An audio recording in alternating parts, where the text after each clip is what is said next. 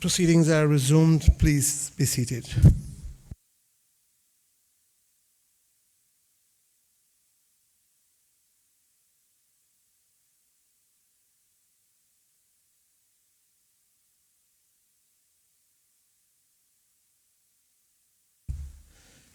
The Honorable Minister of Financial Services continuing. Mr. Speaker, when we took the break, I was discussing the change as it relates to the list of directors being made publicly available. Mr. Speaker, the bill proposes that the list contain only the names of the current directors of a company as well as the current alternate directors, if applicable.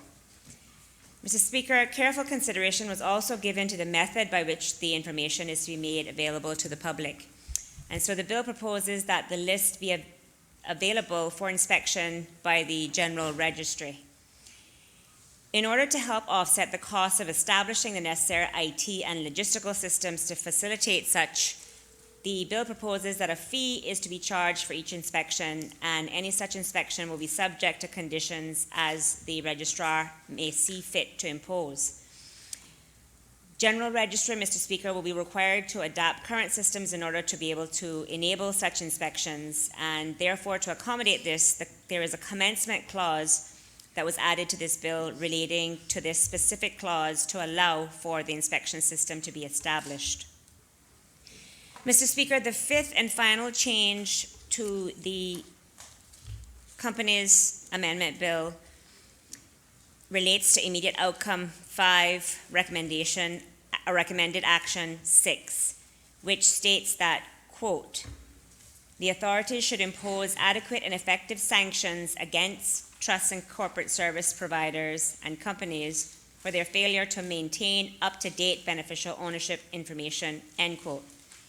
Mr. Speaker, the Mutual Evaluation Report goes further in its technical review of recommendation 24.13 to specifically state that, quote, the maximum of KYD $25,000 may not serve as a deterrent for a breach as significant as obligation to maintain beneficial ownership information, particularly in the case of larger companies who can afford to pay such fine. As such, a fine of KYB $25,000 for breaches is not proportionate to other fines, neither is it fully dissuasive. Mr. Speaker, the bill therefore proposes an overall increase to relevant fines in a tiered approach for first, second, and third convictions, with the ability for the Grand Court to order that the entity be struck off of the register of companies on the third conviction, should the court determine that to be an appropriate order to make. Mr. Speaker, a cross-jurisdictional analysis shows that beneficial ownership penalties vary from jurisdiction to jurisdiction and may include criminal penalties, unlimited fines, disqualification of agents, and allowing for companies to be struck off the register. Thus, Mr. Speaker, these sanctions proposed in the bill are intended to address the concerns expressed in the Mutual Evaluation Report and to be significantly more dissuasive. Mr. Speaker, the bill was sent for consultation with the heads of financial services industry associations, who in turn consulted with their membership in May of this year. A number of comments were received from industry, and revisions were subsequently made in response to feedback received. Mr. Speaker, there are a few committee stage amendments that will be presented at the appropriate time to address some of the comments that we received subsequent to the publication of the Green Bill. Mr. Speaker, we believe the proposed changes address the recommended actions in the Mutual Evaluation Report in a manner which is sensitive to the commercial considerations and jurisdictional comparisons which I've outlined, and also provides industry with time to adapt and minimizes the impact to the persons that are affected by the changes. Mr. Speaker, the bill is arranged into 10 clauses. Clause 1 contains a short title and commencement provision. Clause 2 inserts a new section 26A, which would require the Registrar of Companies, upon receipt of a request in writing, to provide information to authorities responsible for AML CFT supervision such as the Anti-Corruption Commission, the Cayman Islands Monetary Authority, the Financial Crimes Unit of the Royal Cayman Islands Police Service, the Financial Reporting Authority, the Tax Information Authority, and any competent authority as defined under Section 2 of the Proceeds of Crime Law 2019 revision, which is assigned responsibility for monitoring compliance with money laundering regulations under Section 4.9 of the Proceeds of Crime Law 2019 revision. Mr. Speaker, Clause 3 repeals Section 40 of the Companies Law and substitutes a new section which would require a company to record in its register of members the names and addresses of the members of the company and a statement of shares held by each member. This statement would include the shares kept by each member, confirm the number and category of shares held by each member, and confirm whether each relevant category of shares held carries voting rights under the Articles of Association of a company, and whether those rights are conditional. In accordance with the current provision in the Companies Law, the clause would also require the date on which a person became or ceased to be a member of the company to be recorded on the Register of Members. Clause 3 would also make it an offense for a company which fails to comply with the requirement to keep the Register of Members in accordance with subsection 1. And Clause 1 also contains the definition of voting rights for the purpose of subsection 1. Mr. Speaker, Clause 4 amends subsection 55 of the Companies Law by replacing the section heading. The clause also amends Section 55 to reduce the time period within which a company is required to notify the registrar of a change in directors or officers of a company from 60 days to 30 days. Clause 5 introduces a new subsection 55A, which would require the registrar to make a list of the names of the current directors and current alternate directors of a company publicly available for inspection.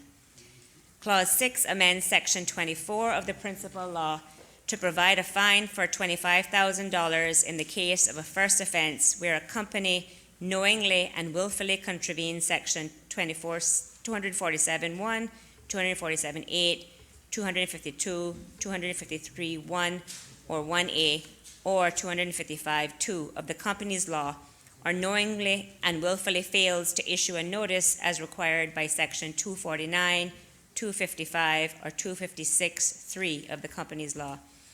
Clause 6 also provides for a fine of $100,000 where a company commits a second offense and empowers the court to order that the company be struck off the register where it is convicted of a third offense, should the court determine that to be an appropriate order in the circumstances. Clause 7 amends Section 25 of the Companies Law to provide for a fine of $25,000 for a person who commits a first offense of failing to comply with the notice issued under Section 249 or 255 of the Companies Law, and in the case of a second or subsequent offense, a fine of $50,000. Clause 8 amends Section 276 of the Companies Law to provide for a fine of $25,000 for a person who commits a first offense for failing to comply with a duty under Section 250 or 257 of the Companies Law, and in the case of the second or subsequent offense, a fine of $50,000. Clause 9 amends Schedule 5, which prescribes fees payable throughout the Companies Law. Clause 9 inserts a new Part 6A, which sets out the fee for the inspecting the lists of current directors and current alternate directors of a company. Clause 10 provides for the transitional provision, which would bar the commencement of a prosecution for an offense committed under Section 40 of the Companies Law unless the act or omission that constitutes the offense takes place 3 months after the commencement of this amendment law. Mr. Speaker, this concludes my presentation of the proposed bill. As I indicated, there are a few committee stage amendments to be made to the bill to clarify certain clauses or make enhancements and incorporate constructive feedback received during the public consultation post-publication of the Green Bill. And I therefore commend the bill to this Honourable House for its second reading.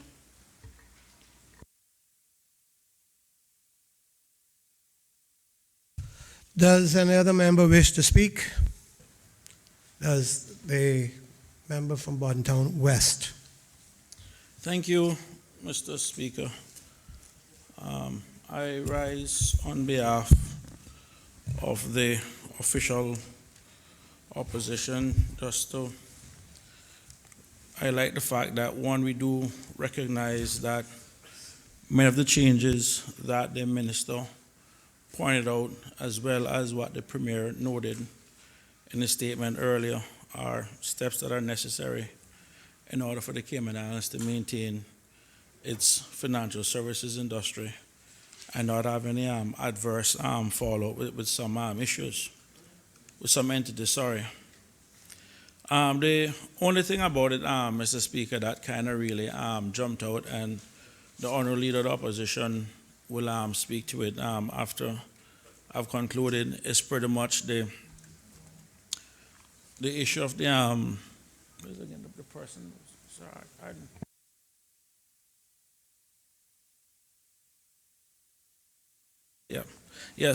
sorry about that. It's just the issue with dealing with the competent authority. But outside of that, Mr. Speaker, the only thing I would ask the minister to address in our closing up is the impact that some of these changes will have with regards to the data protection law, that also of other issues I think that we should be concerned with, just to make sure that the laws are compatible. But outside of that, we do recognize that these changes are necessary, and it is just part of the world that we're living in today. Thank you.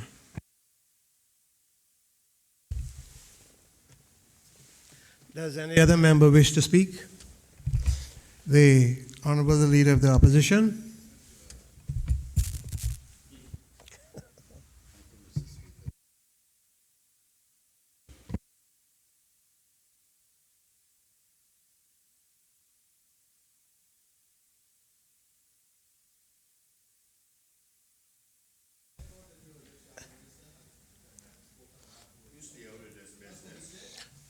Honorable members, Thank you, Mr. Speaker. there is a rule that I can curtail some things, so Thank you, Mr. we're on a busy Speaker. schedule.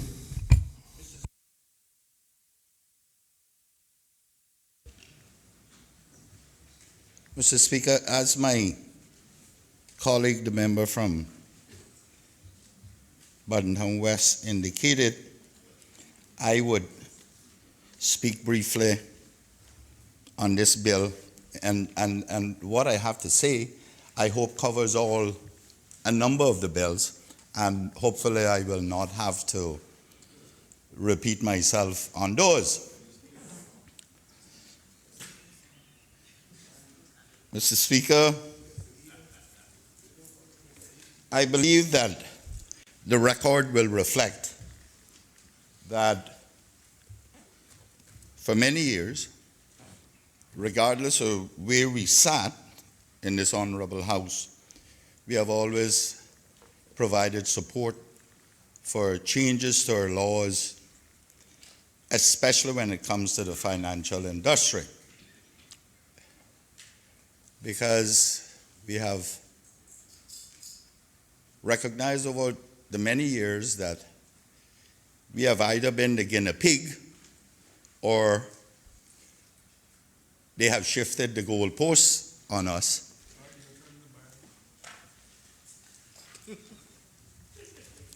But each time they shift those goalposts, we would score another goal, and then they shift them again.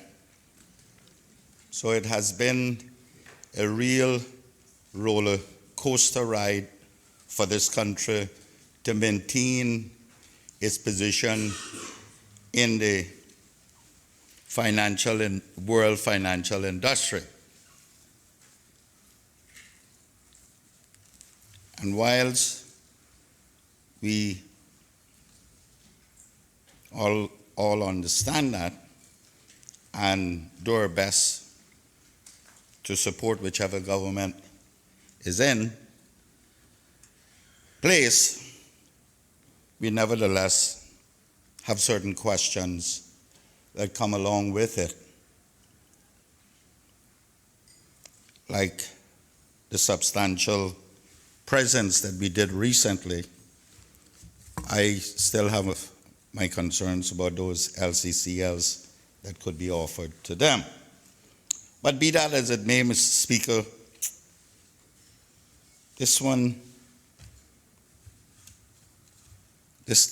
this tranche of amendments that the minister is bringing, and we can't help but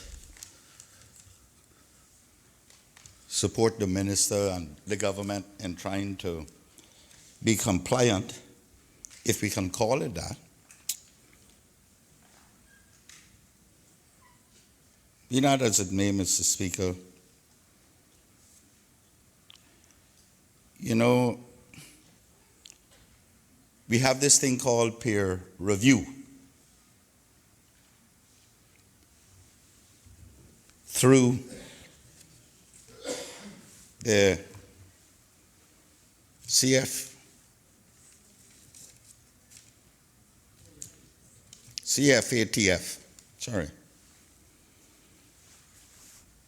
Caribbean Financial Task Force. Now, Mr. Speaker, I had a brief discussion with the Attorney General earlier today, and I asked him who the members are at this time. And he indicated they were all the Caribbean countries.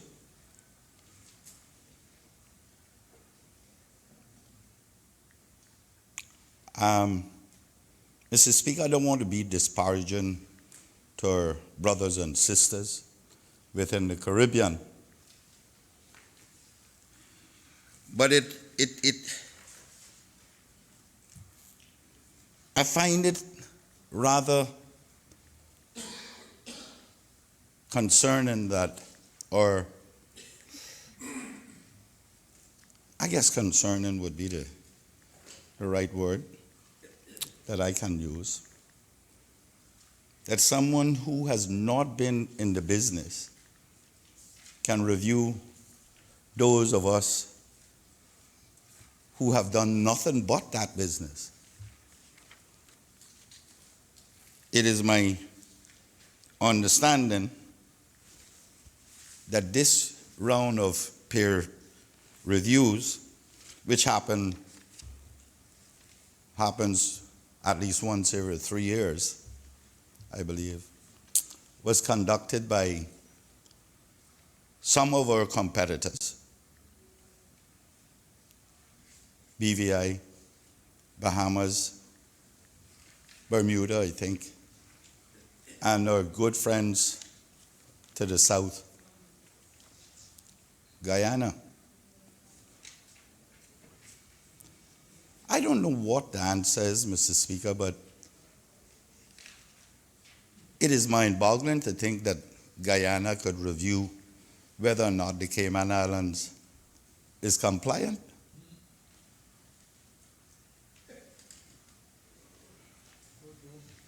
And I don't want to be disparaging to our brothers and sisters in the Commonwealth, and in particular here in the Caribbean,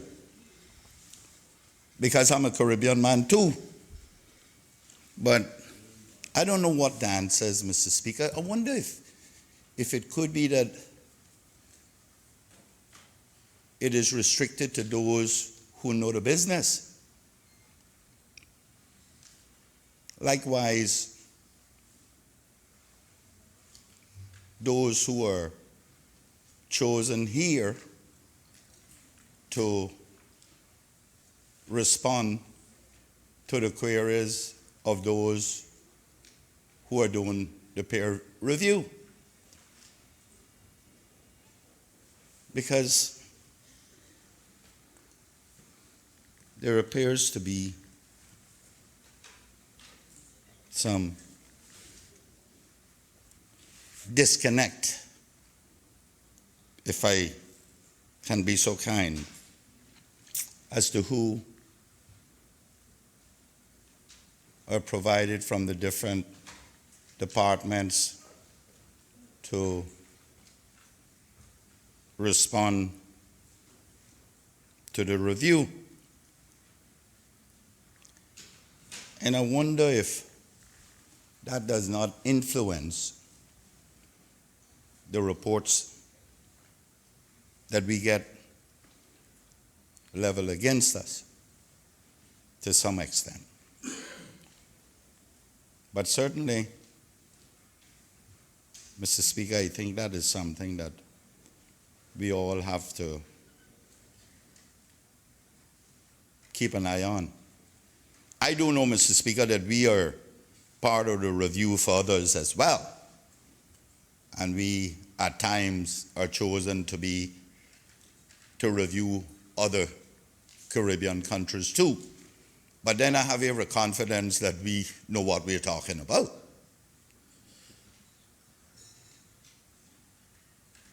Practice makes perfect. And as imperfect as they may think we are far closer to perfection than many of those are. And that's without being disrespectful. The facts are the facts that there are probably 4 or 5 of us in the Caribbean that takes this thing on as a means of livelihood, as a means of source of income for our country and our people. Therefore, we had to be good. There is no, maybe or perhaps, over time we have become either the envy of or the enemy of the world. I said recently that I read an article someplace that was rating different jurisdictions on the ability to develop, understand complex structures in the financial industry.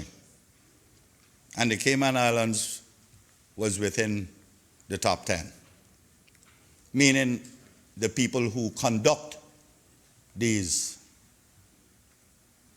structures and who put them in place, i.e. lawyers, accountants, company managers, and the likes. We were somewhere in the top 10 in the world. I didn't see too many other Caribbean countries up in that bracket, yet they're reviewing us.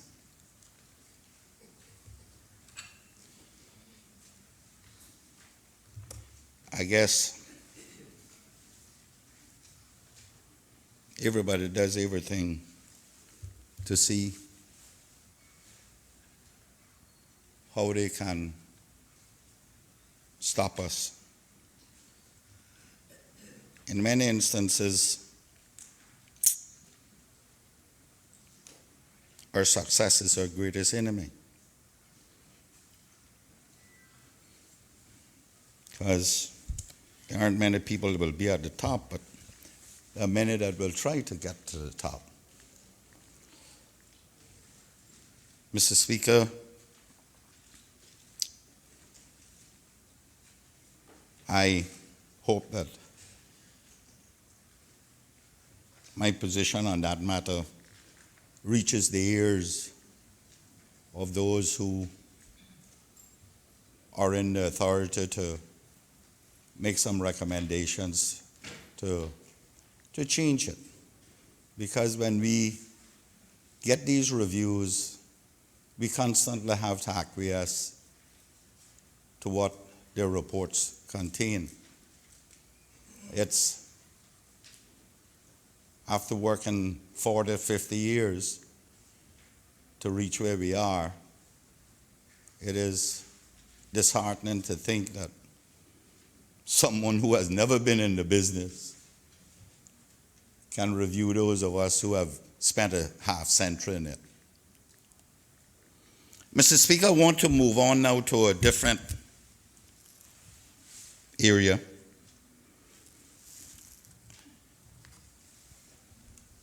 one that will no doubt send some shockwaves through the community, and in particular, a certain industry. Mr. Speaker, but like I told the moderator in Trinidad, that's what I'm known for. Mr. Speaker, recently it was announced that government had assigned responsibility for money laundering compliance to Cayman Islands Legal Practitioners Association, SILPA, I think the acronym is.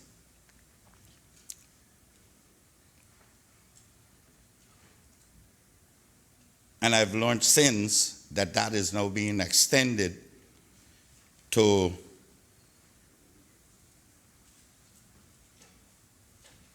CIPA, I think the acronym is, the Cayman Islands Institute of Professional Accountants.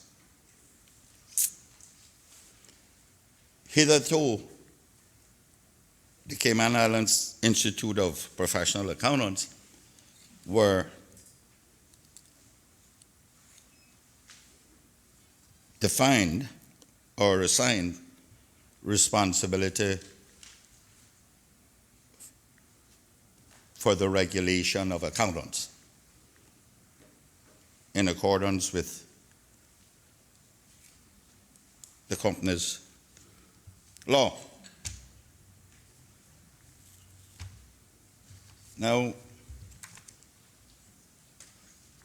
Mr. Speaker, that is under Section 4(9) of the Proceeds of Crime Law, 2019 revision, as indicated here. Mr. Speaker,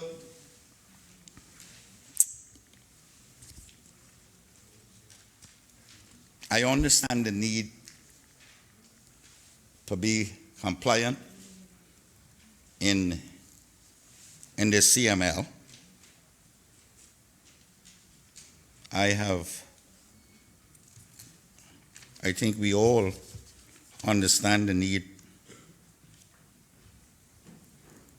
The AML, pardon me. I think we all understand the need for that. Now, the accountants, as I understand it, have independent bodies that they have engaged, and they have a structure that allows them to engage independent bodies to do those reviews. And then that report goes back to that institute, which then informs their members of the lack of compliance or otherwise, and the need for corrections.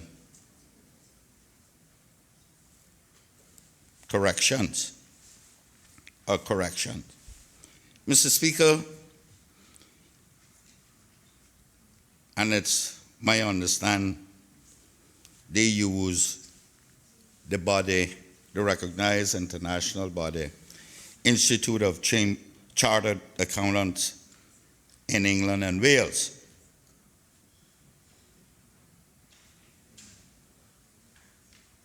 ICACW,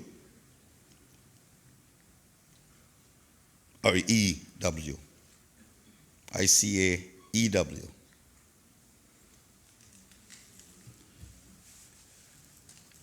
So, Mr. Speaker, I would like to hope and think that the extension of money laundering, them being the regulators for money laundering, would fall under that same regime with the independence and the fairness that all of their members would feel comfortable with. Now, Mr. Speaker,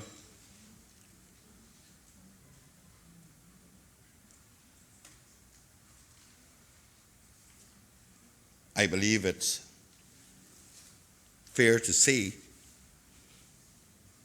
that anyone now doing accounting would have to fall into that same regime.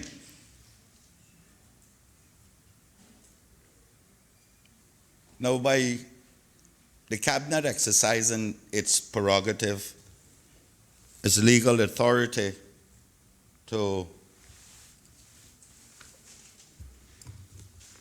extend or appoint a recognized body,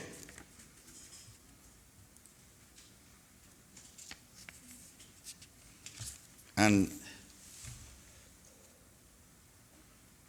I should read that 4.9 of the Proceeds of Crime Law says the cabinet may assign to the Financial Reporting Authority, a public body or a self-regulatory body, the responsibility of monitoring compliance with money laundering regulations made under this law in relation to persons conducting relevant financial business who are not otherwise subject to such monitoring by the Cayman Islands Monetary Authority.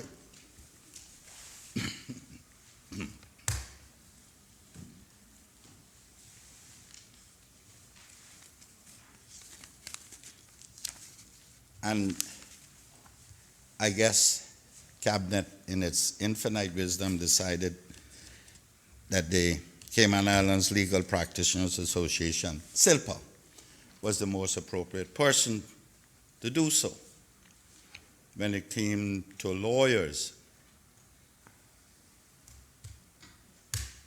Now, Mr. Speaker, what we don't know is if there is already a system in place to monitor or to regulate lawyers in accordance with their assigned responsibilities.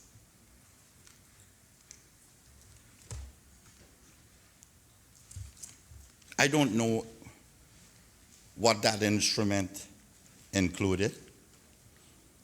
I don't know if it was just a letter assigning them. I don't know what time frame they have to develop an independent system that will be able to do these reviews and the appearance of independence, fairness, and distance between Cayman Islands Legal Practitioners Association and all of the reviews be established. I don't know where we are at that. Nevertheless, a number of these bills, amendments to bills here, are authorizing them to be able to request information from the register.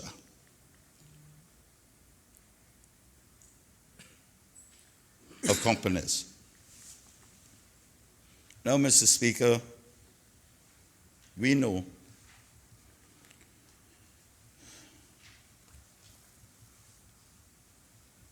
that there is bad blood between many of the law firms in this country. We saw that manifest itself in 2017, March 2017. We saw the heated debates. We saw the heated exchanges between small firms and large firms. And I understand, Mr. Speaker, that Silpa was just had an election, and it is made up of all the different categories of law firms in the country. But certainly still heavily weighted by the large law firms. Mr. Speaker, we understand the bad blood that started way back when.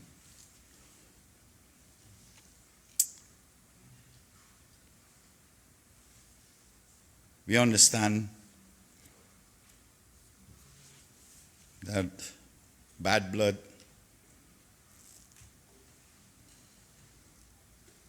needs to be negotiated and resolved if we are to go forward. But then, Mr. Speaker, the advent of the combination of the Bar Association and the Law Society into one body called SILPA has created another organization made up of small law firms.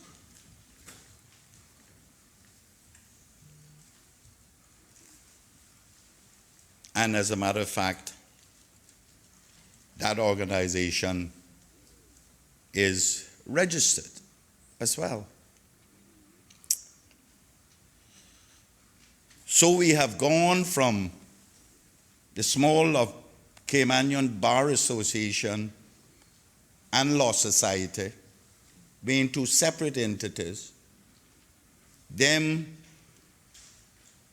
those two becoming one without being one, housed in the same law firm, same people in many instances serving on both boards. To them, the amalgamation of the two to one, and many of those who were in the Bar Association and some in the Law Society, breaking off and now forming another association, another company, another institute, whatever we wish to call it, because they do not wish to be a part of SILPA.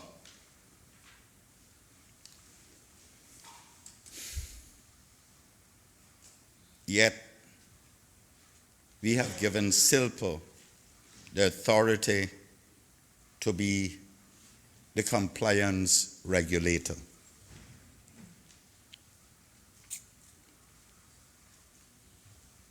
Mr. Speaker, for the life of me, I can't understand how it's going to work. Despite the government being able to say all law firms will be regulated by SILPA now on AML, we are going, in my view, to see another round of bad blood. Unless there is some form of consultation, tripartite consultation between SILPA, the small CISPA, I think that's called, and the government to come up with some understanding or reasonable way to be regulated.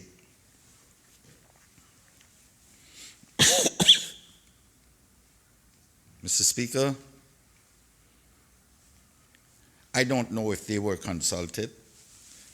I guess government doesn't have any need to consult them because by law their cabinet is authorized to do so.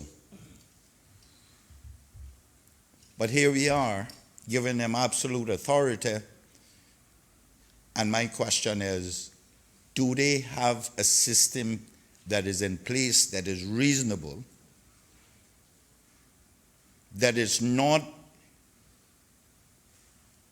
an organization within an organization, that is an independent, standalone, credible organization that all and sundry will be able to depend upon to come in and do compliance, to do the review, the peer review. Because, Mr. Speaker, God forbid, if that system is not in place, the perception over the next few months could cause more friction. The perception of something happening and there is no independence to the review over the next few months could cause even more problems. Mr. Speaker, I am hopeful that the government can answer some of those concerns that we have. Because in this law, and it's repeated in 4 or 5 of them, subsection 2, I believe, 226,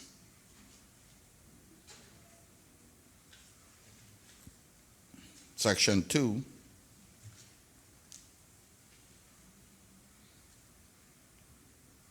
and new section 26A, following 26.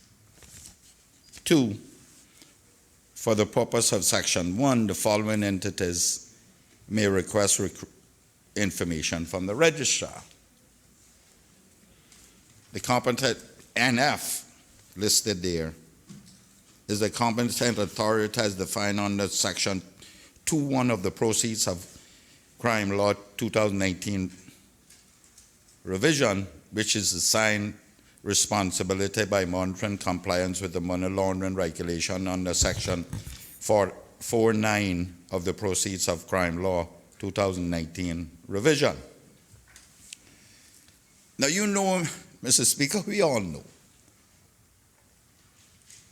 if SILPA was to even maybe legitimately so utilizing the authority that has been given to them, was to even approach one of those other companies,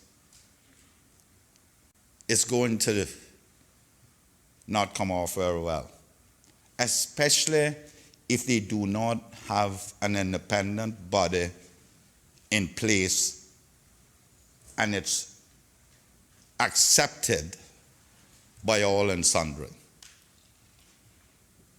Mr. Speaker, I would not advise us, and in particular the government, to approve SILPA creating a body within SILPA to be the reviewers of their prayers. I wouldn't advise that.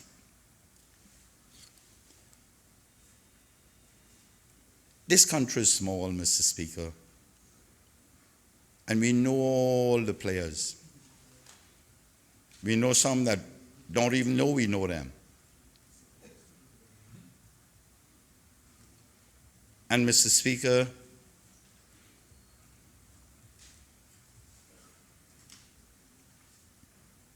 many of those players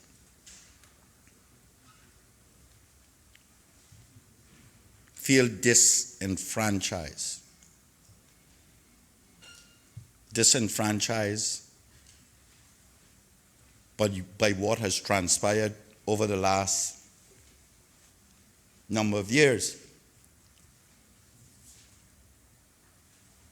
Disenfranchised by what they saw as an attempt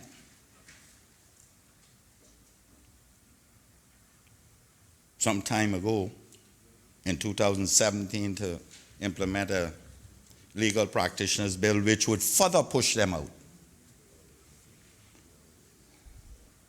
And if we do not try to look into that and get it corrected, and mind you, Mr. Speaker, I believe that personally my view is that we need a legal practitioners law, a modernized one which complies with all of the financial regulations and requirements in this country.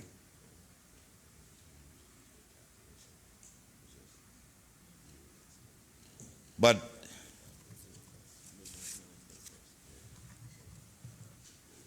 Mr. Speaker, the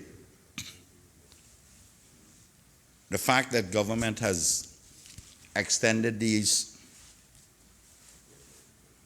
has assigned certain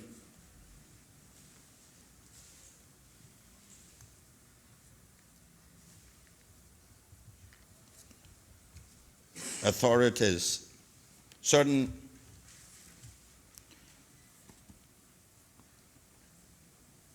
of these persons to be compliance regulators. Certain of these self-regulatory bodies, which includes the accountants and the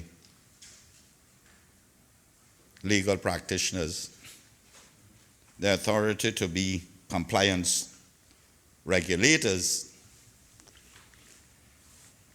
it gives room for us to think about how it's going to work. So, Mr. Speaker, I trust that the good gentleman, the Attorney General, may be able to answer some of those questions. And there may be simple answers for it. Maybe the system is in place. Because if it is in place, then there is no need for me to worry. If this has been a system that has been put in place, a robust system that everybody has agreed with, then there is no need for any worry from my side. But if that system is not in place, how do we today give them authority to go and get information? And aren't we fearful that that could be perceived as being abused? I want to be kind to everybody. That is where the fears are manifesting themselves. So maybe I hope that my fears are unfounded. But if they are founded, then I think the government needs to address them. The minister can explain to us how my fears can be described as unfounded, or the Attorney General for that matter. I thank you, Mr. Speaker.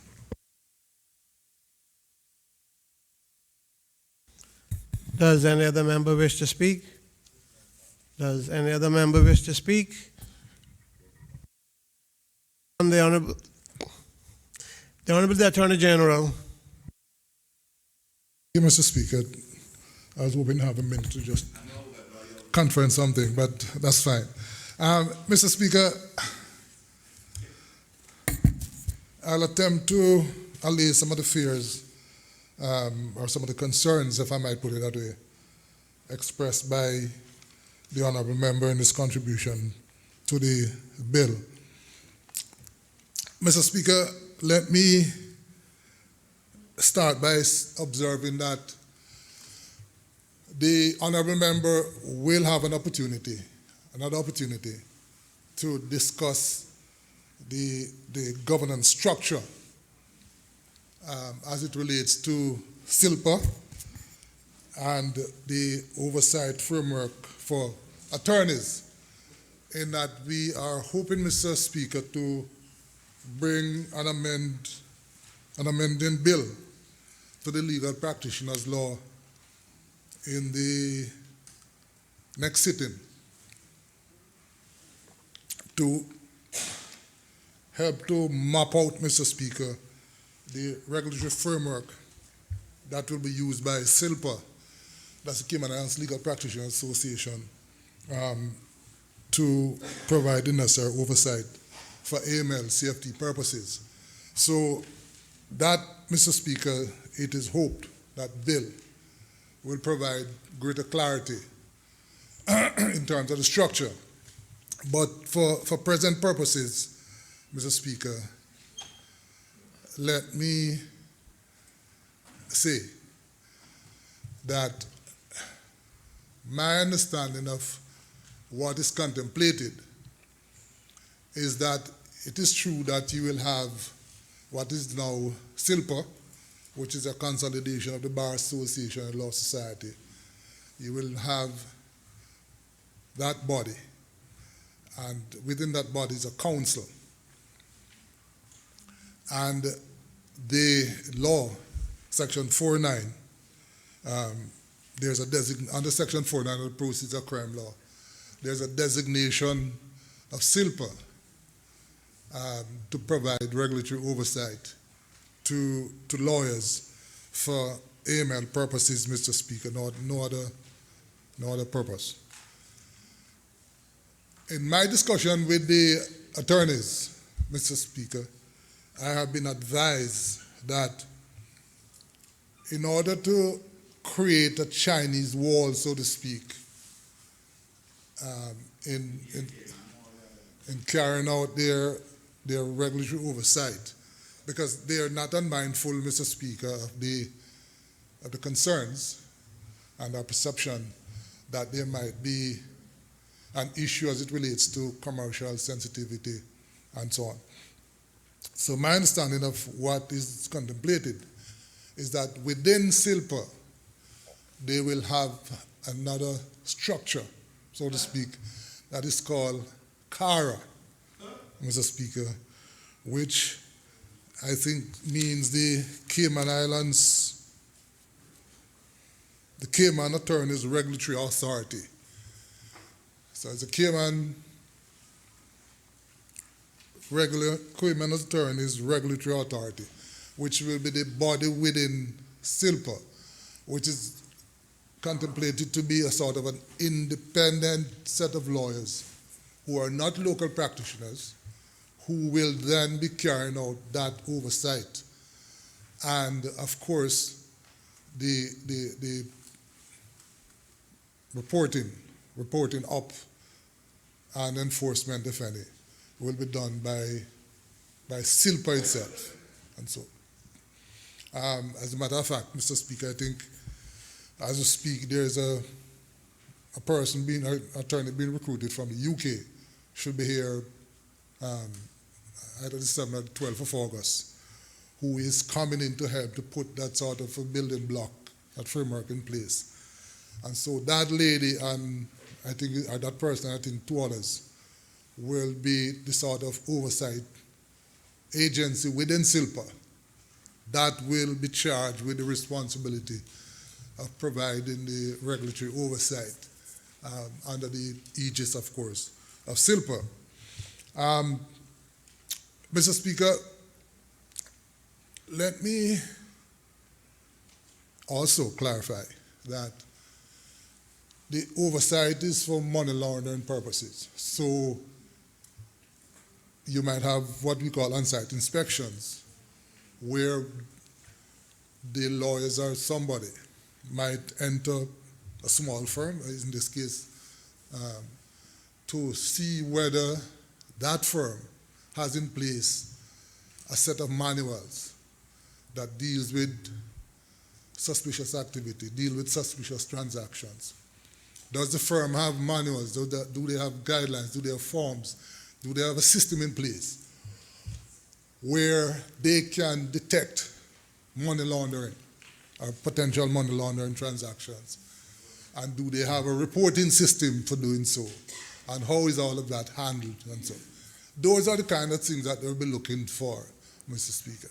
It is not a sort of a roving inquiry if you enter into a law firm to look at their book of business. You can sort of steal commercial secret or sort of woo away clients and all sort of thing. There was some structure in place. And Mr. Speaker, if for some reason that doesn't work, then the government is thinking of a plan B. Government is thinking of a plan B, Mr. Speaker, which we'll speak to later if necessary. But the hope is that the lawyers will be able to work together in the same way the accountants have managed to do so. Really? In ensuring that you have proper regulatory oversight for AML and CFT purposes, Mr. Speaker. And we think, Mr. Speaker, that whatever legislation will be put in place, primary legislation and regulations, will provide the appropriate safeguard to ensure, Mr. Speaker, that there are no abuse of the system when those oversight and those regulatory functions are being performed. But, Mr. Speaker, I guarantee the honourable member that we will have another opportunity to ventilate this some more when the amending bill comes to this House to be debated.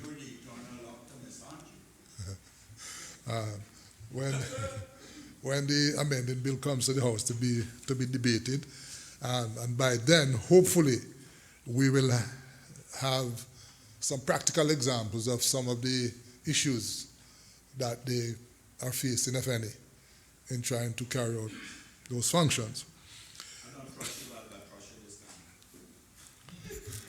My word is my bond. Thank you. Mr. Speaker, let me also make some observation about the honourable member's,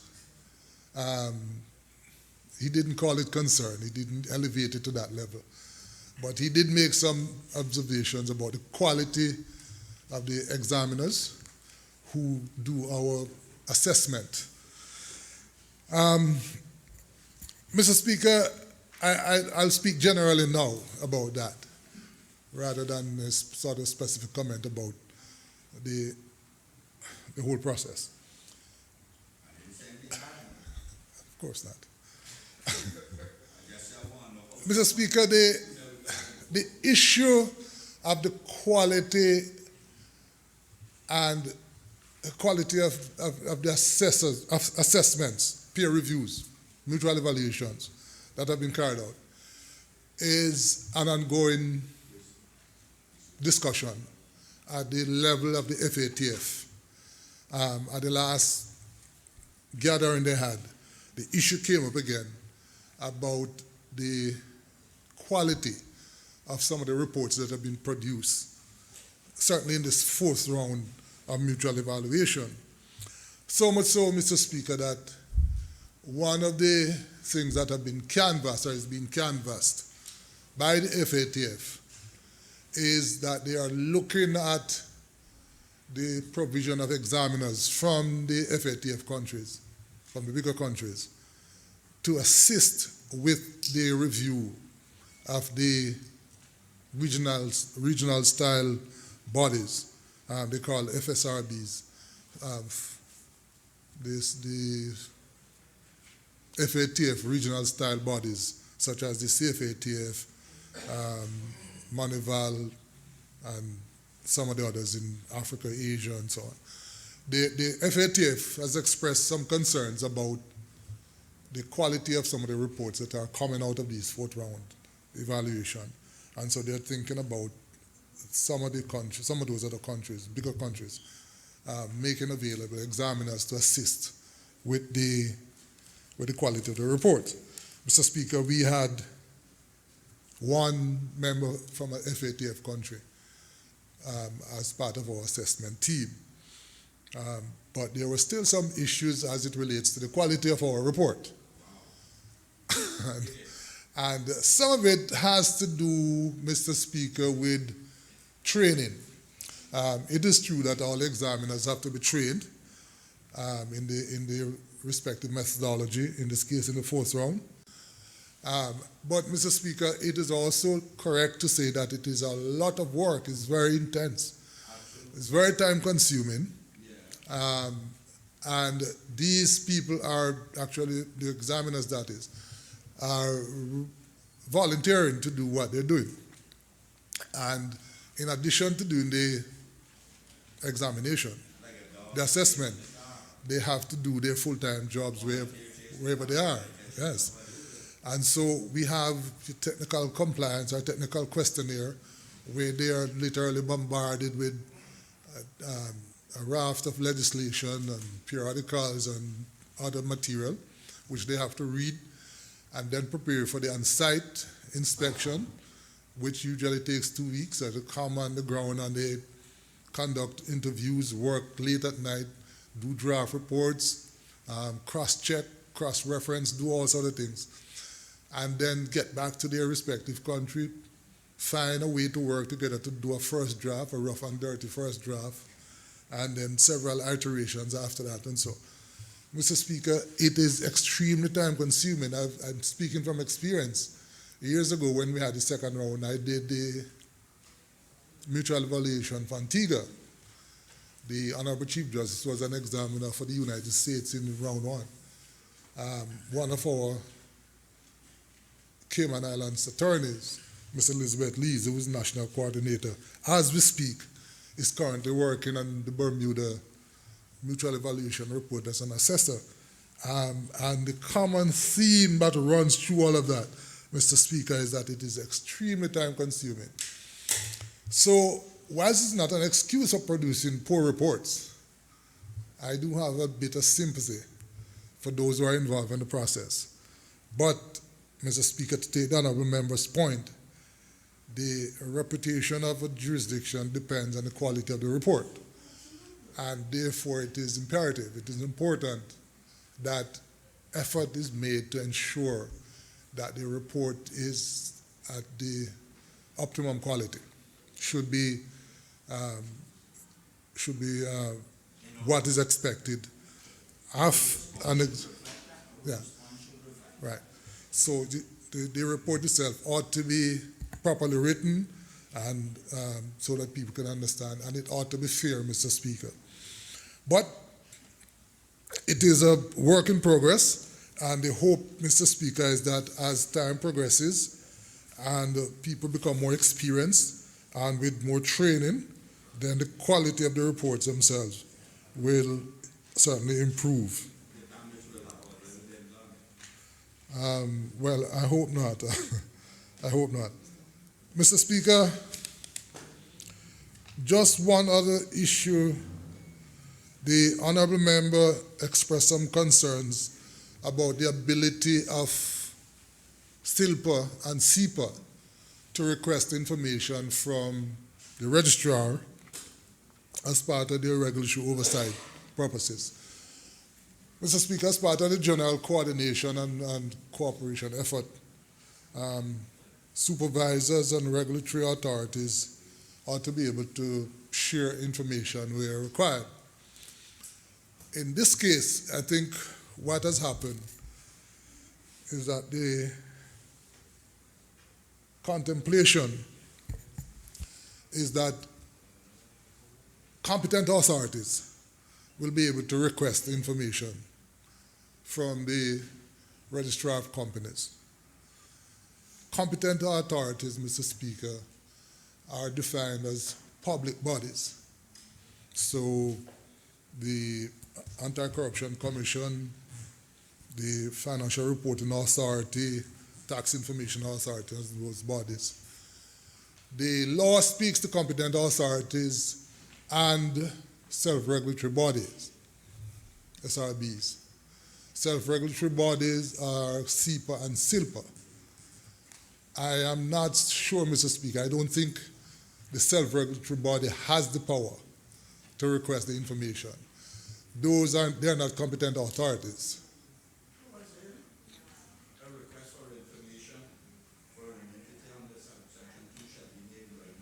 By a public authority, by a competent authority. Right. Okay. So I gather the minister will speak to that. But I think you need to look at that again, because I don't think SILPA and SEPA qualify as the bodies who can request the information. SRBs. Yeah. Those are the SRBs. Right. So you'll speak to that further. Yeah, right. So the minister will speak to that further again, but I think you probably want to look at that as well. And then on the issue of data protection, Mr. Speaker, I am not so sure how deep the concern is. Suffice it to say, though, that the provision of any information as part of any regulatory oversight or regulatory exchange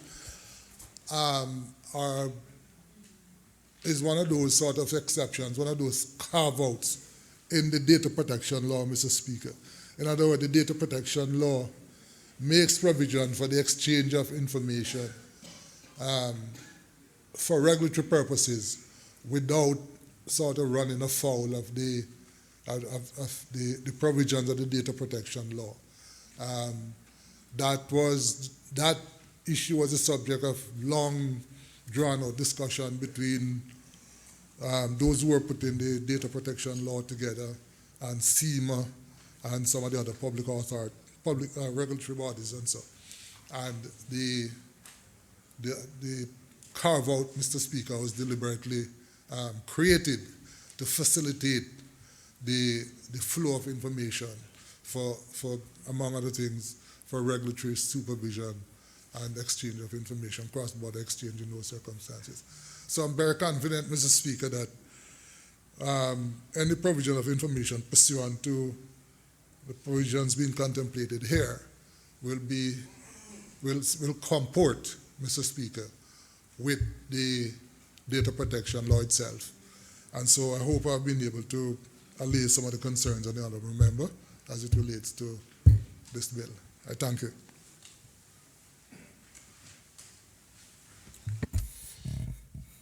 Does any other member wish to speak? Does any other member wish to speak? If not, I'll call upon the Honourable Minister for her right of reply. Thank you, Mr. Speaker, and I'd like to thank all members that spoke to this bill and the questions that were raised, and certainly thank the AG for answering some of the not just questions, but concerns that were raised as well by the Leader of the Opposition and the query raised by the member from Boddentown West. But, Mr. Speaker, just to be able to provide a bit more, I guess, specific color and to the concern that the Leader of the Opposition expressed regarding what he is understood to be the inclusion of SILPA and SEPA into the general provisions that flow throughout a number of the bills to be discussed.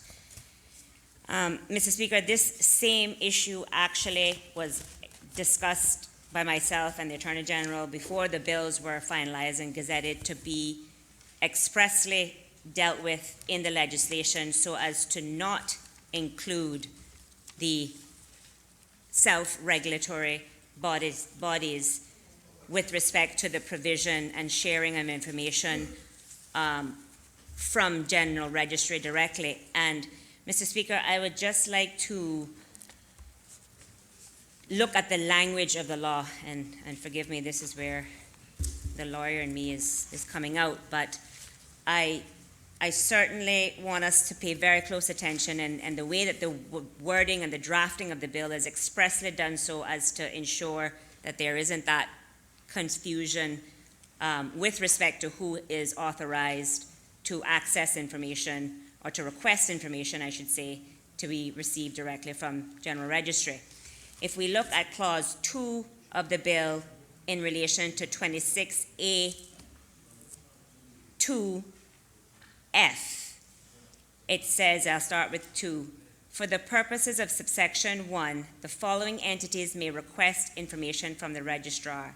F goes on to say, a competent authority as defined under section 2.1 of the Proceeds of Crime Law 2019 revision, which is assigned responsibility for monitoring compliance with the money laundering regulations under section 4.9 of the Proceeds of Crime Law 2019 revision.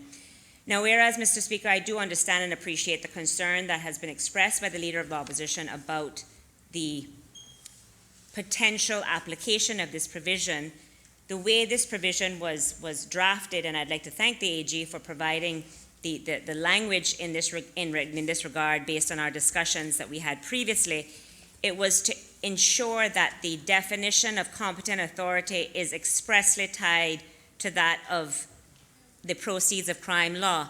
And if we look at the Proceeds of Crime Law under section 2.1, competent authority is defined as means a public body in the islands charged with responsibility for combating money laundering and terrorist financing, including, and then they list a number of subsections.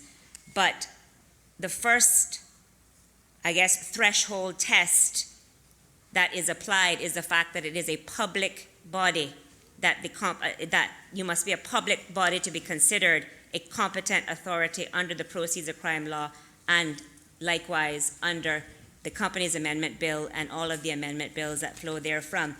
Mr. Speaker, as the member from the Leader of Opposition, Honourable Leader of Opposition, read, but I think it's important to read again, Section 4.9, which is the other section referenced in the provision, speaks to Cabinet may assign to the Financial Reporting Authority, a public body, or a self-regulating regulatory body the responsibility of monitoring compliance with money laundering regulations made under this law in relation to persons conducting, quote, relevant financial business, end quote, who are not otherwise subject to such monitoring by the Cayman Islands Monetary Authority.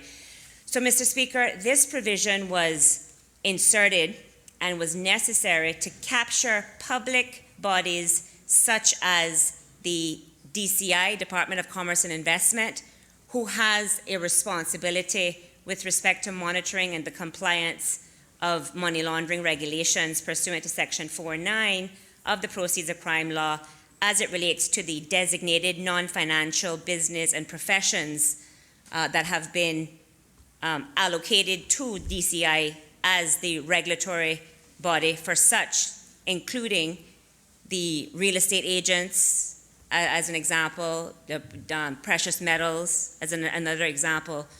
So this provision is drafted to capture any of these public bodies who act as competent authorities pursuant to Section 2.1 of the Proceeds of Crime Law that may not otherwise have a nexus with General Registry to be able to get information relevant to their responsibility of carrying out this monitoring of compliance for AML purposes. It does not include self-regulatory bodies such as SILPA and SEPA because of the definition being constrained to public bodies as defined in POCL. So I know this is a very granular analysis, and I do appreciate the concerns, but rest assured, because competent authority as defined under Section 2.1 includes the definition that says a public body. It also includes the self-regulatory body. Not.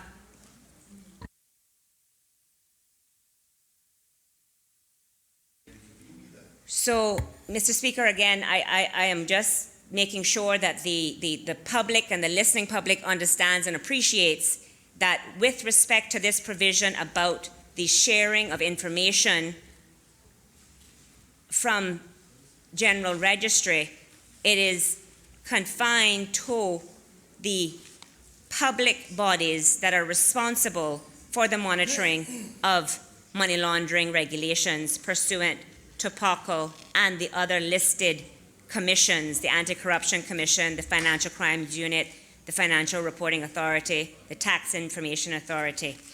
So again, Mr. Speaker, making it abundantly clear that this provision was expressly drafted to take into consideration the concerns expressed by the Leader of the Opposition, and so I hope that deals with that particular concern. Mr. Speaker, as the AG has already indicated, the data protection law was drafted specifically to allow for the provision and the sharing of information when it comes to the prevention, investigation, detection, and prosecution of criminal offenses. And I'm quoting from the Data Protection Law, Section 21(1)(b). There's no need for me to go into any detail in that regard, but suffice it to say, Mr. Speaker, that these are all good questions, but I hope that we were able to deal with them in a way that gives the members, as well as the members of the listening public, comfort in knowing that we certainly did turn our attention to these considerations when drafting this and the other bills. So with that, Mr. Speaker, I would like to sincerely thank, in particular, the member and the team at the Ministry and the Department of Financial Services in particular in helping to facilitate the raft of bills in what I consider to be record time. The hard work that has gone on has certainly not gone unnoticed, and also thank all of those in the community that also took the time to review the bills and submit comments during the various consultation process.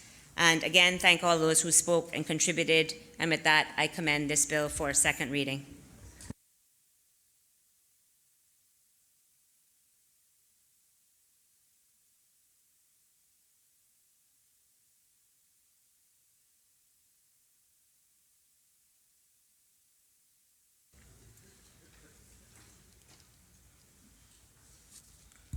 Question is that a bill shortly entitled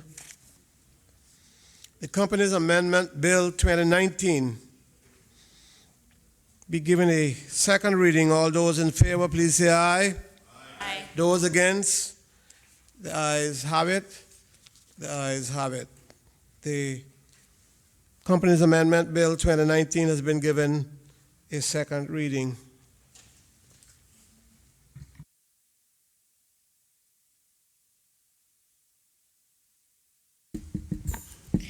Limited Liability Companies Amendment Bill 2019.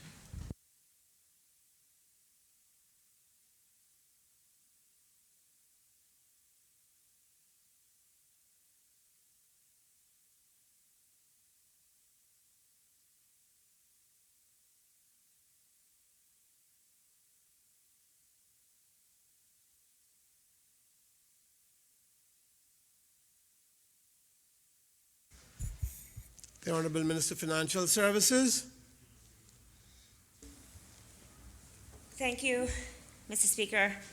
Mr. Speaker, I beg to move the second reading of a bill entitled the Limited Liabilities Companies Amendment Bill 2019. The bill has been duly moved. Is the minister speaking there too? Yes, Mr. Speaker. I rise to present the bill on behalf of the government. As indicated earlier, it is a bill that seeks to amend the Limited Liabilities Company Law 2018 revision in order to address the key concerns and recommendations raised by the CFATF assessors in the Cayman Islands fourth round mutual evaluation report. Mr. Speaker, this amendment to the Limited Liabilities Company Law 2018 revision, forming part of a legislative package, is responsive to the jurisdiction's assessment that was published in March 2019. Mr. Speaker, I remind this Honourable House of the background information that I provided in my opening remarks made during the presentation of the Companies Amendment Bill 2019. Mr. Speaker, the amendments to the Limited Liabilities Companies Law contain changes which will address issues raised by the Mutual Evaluation Report, notably the need to implement measures to ensure that all basic information, including list of managers, is publicly available for limited liability companies. Other changes relate to the need to have information more readily available to competent authorities directly from the General Registry and to make the fines for non-compliance with beneficial ownership requirements more dissuasive.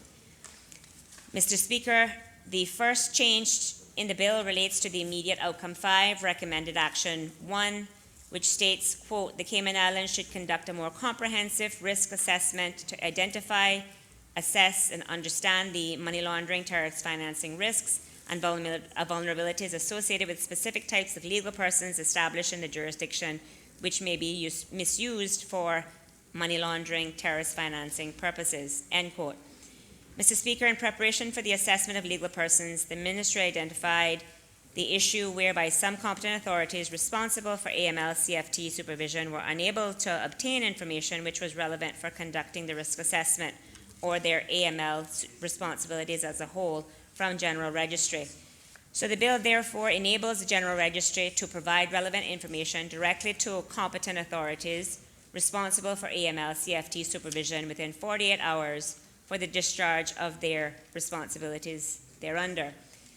The measure will help improve the timeliness of investigations, Mr. Speaker, and with the identification of the AML-CFT risks for companies incorporated under the Limited Liability Companies Law. Mr. Speaker, the second change in the bill relates to immediate outcome 5, recommended action 3 of the Mutual Evaluation Report, which states that the jurisdiction should, quote, implement measures to ensure that all basic information, including information on the directors of exempted companies and LLCs, respectively, is publicly available, end quote.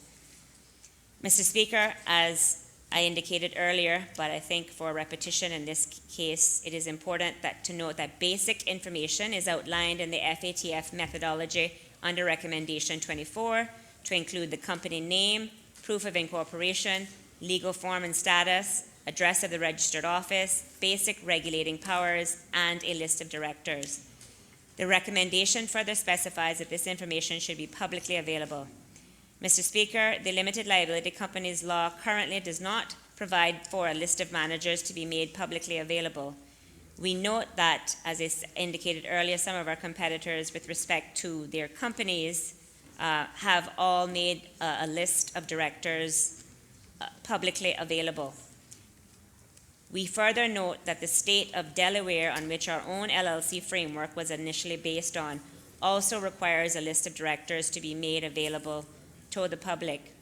This appears to have now become the standard that the Mutual Evaluation Report identified as being the standard to achieve, and so it was flagged as a significant gap in our AML-CFT framework, quote, considering the number of companies incorporated in our jurisdiction, end quote. Mr. Speaker, because of the importance of this requirement for our next CFATF review and the potential impact to our financial services industry, careful consideration was again given to the information which should be included in the list of managers. The bill proposes that the list contain only the names of the current managers of a company. Mr. Speaker, careful consideration was also given to the method by which the information is to be made available to the public. The bill proposes that the list be made available by the General Registry for inspection. Mr. Speaker, in order to help offset the cost of establishing the necessary IT and logistical systems to facilitate such, the bill proposes a fee to be charged for each inspection, and that any such inspection will be subject to conditions as the registrar sees fit to impose.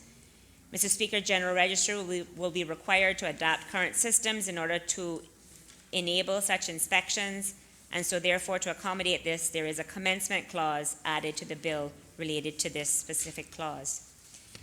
Mr. Speaker, the third and final change which has been included in the bill relates to immediate outcome 5, recommended action 6, which states that, quote, authorities should impose adequate and effective sanctions against trust and corporate service providers and companies for their failure to maintain up-to-date beneficial ownership information, end quote.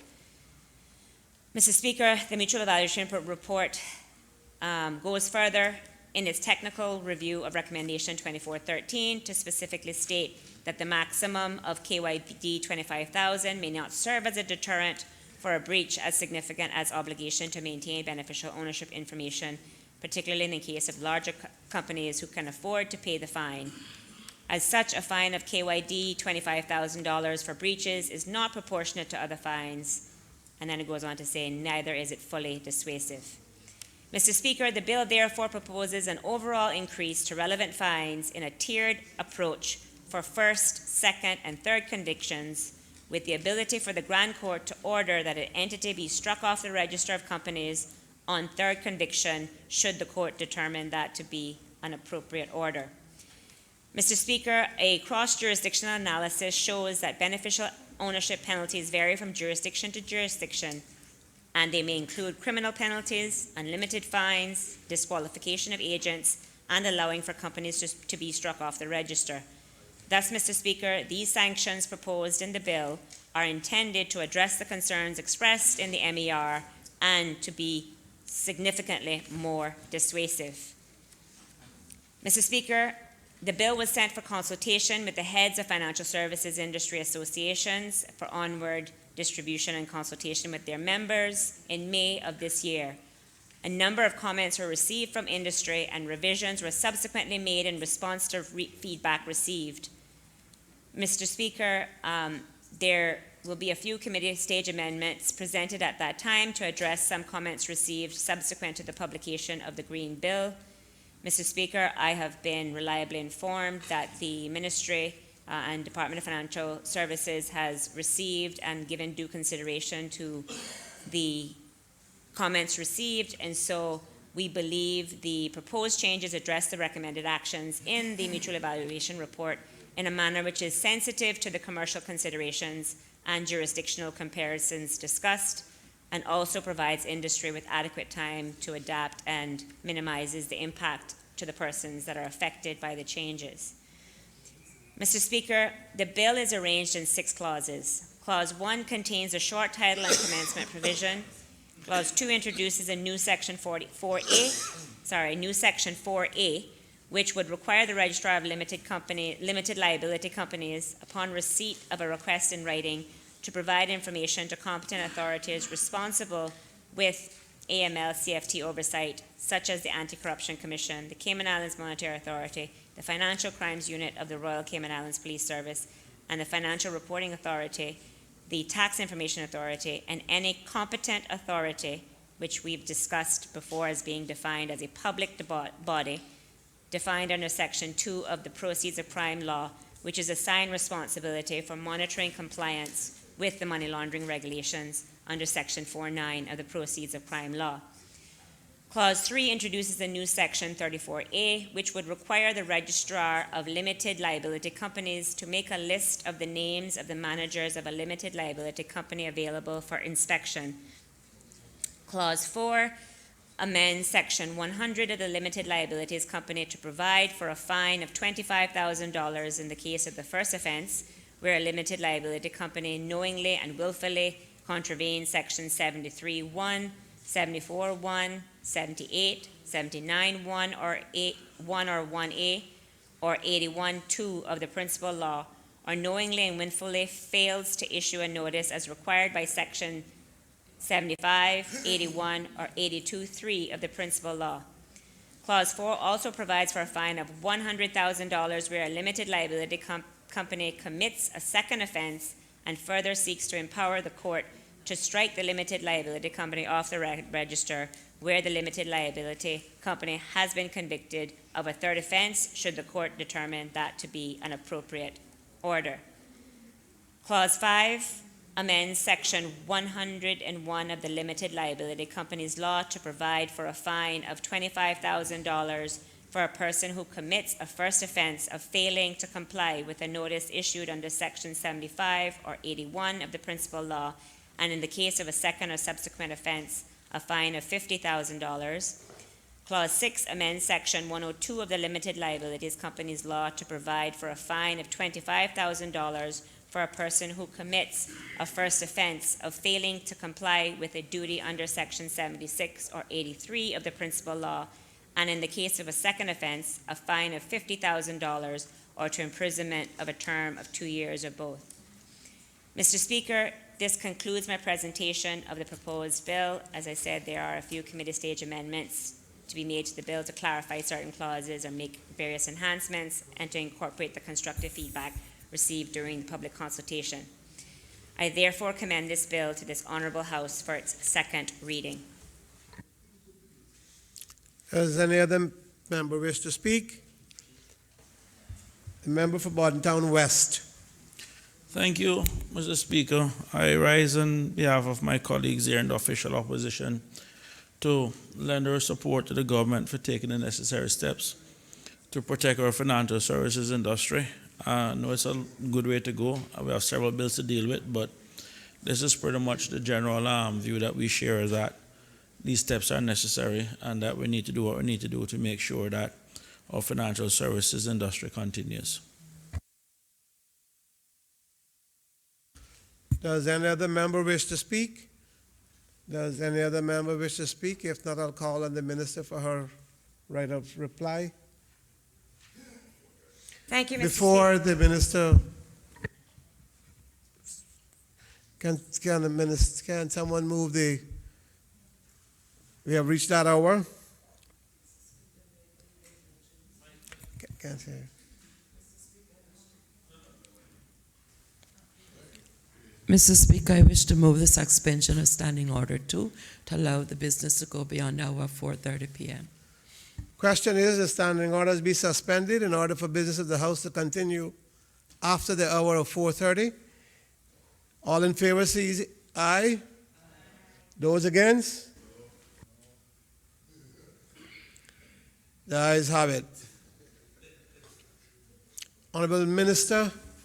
Thank you, Mr. Speaker, and again, just want to thank the member from Bordentown West for giving the official reply on behalf of the opposition and offering support in the efforts that the government has taken to address these considerations, and certainly to ask and to offer thanks to my colleagues for their tacit support in this regard. Question is that the Limited Liability Companies Amendment Bill 2019 be given a second reading and passed. All those in favor? Aye. Those against? The ayes have it. The bill is passed. The bill has passed.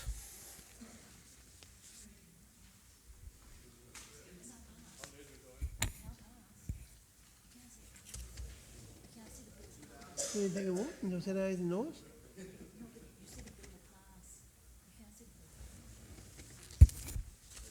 Maybe I'm the one anticipating, but bill has been given a second reading in any event. The Limited Liability Partnership Amendment Bill 2019.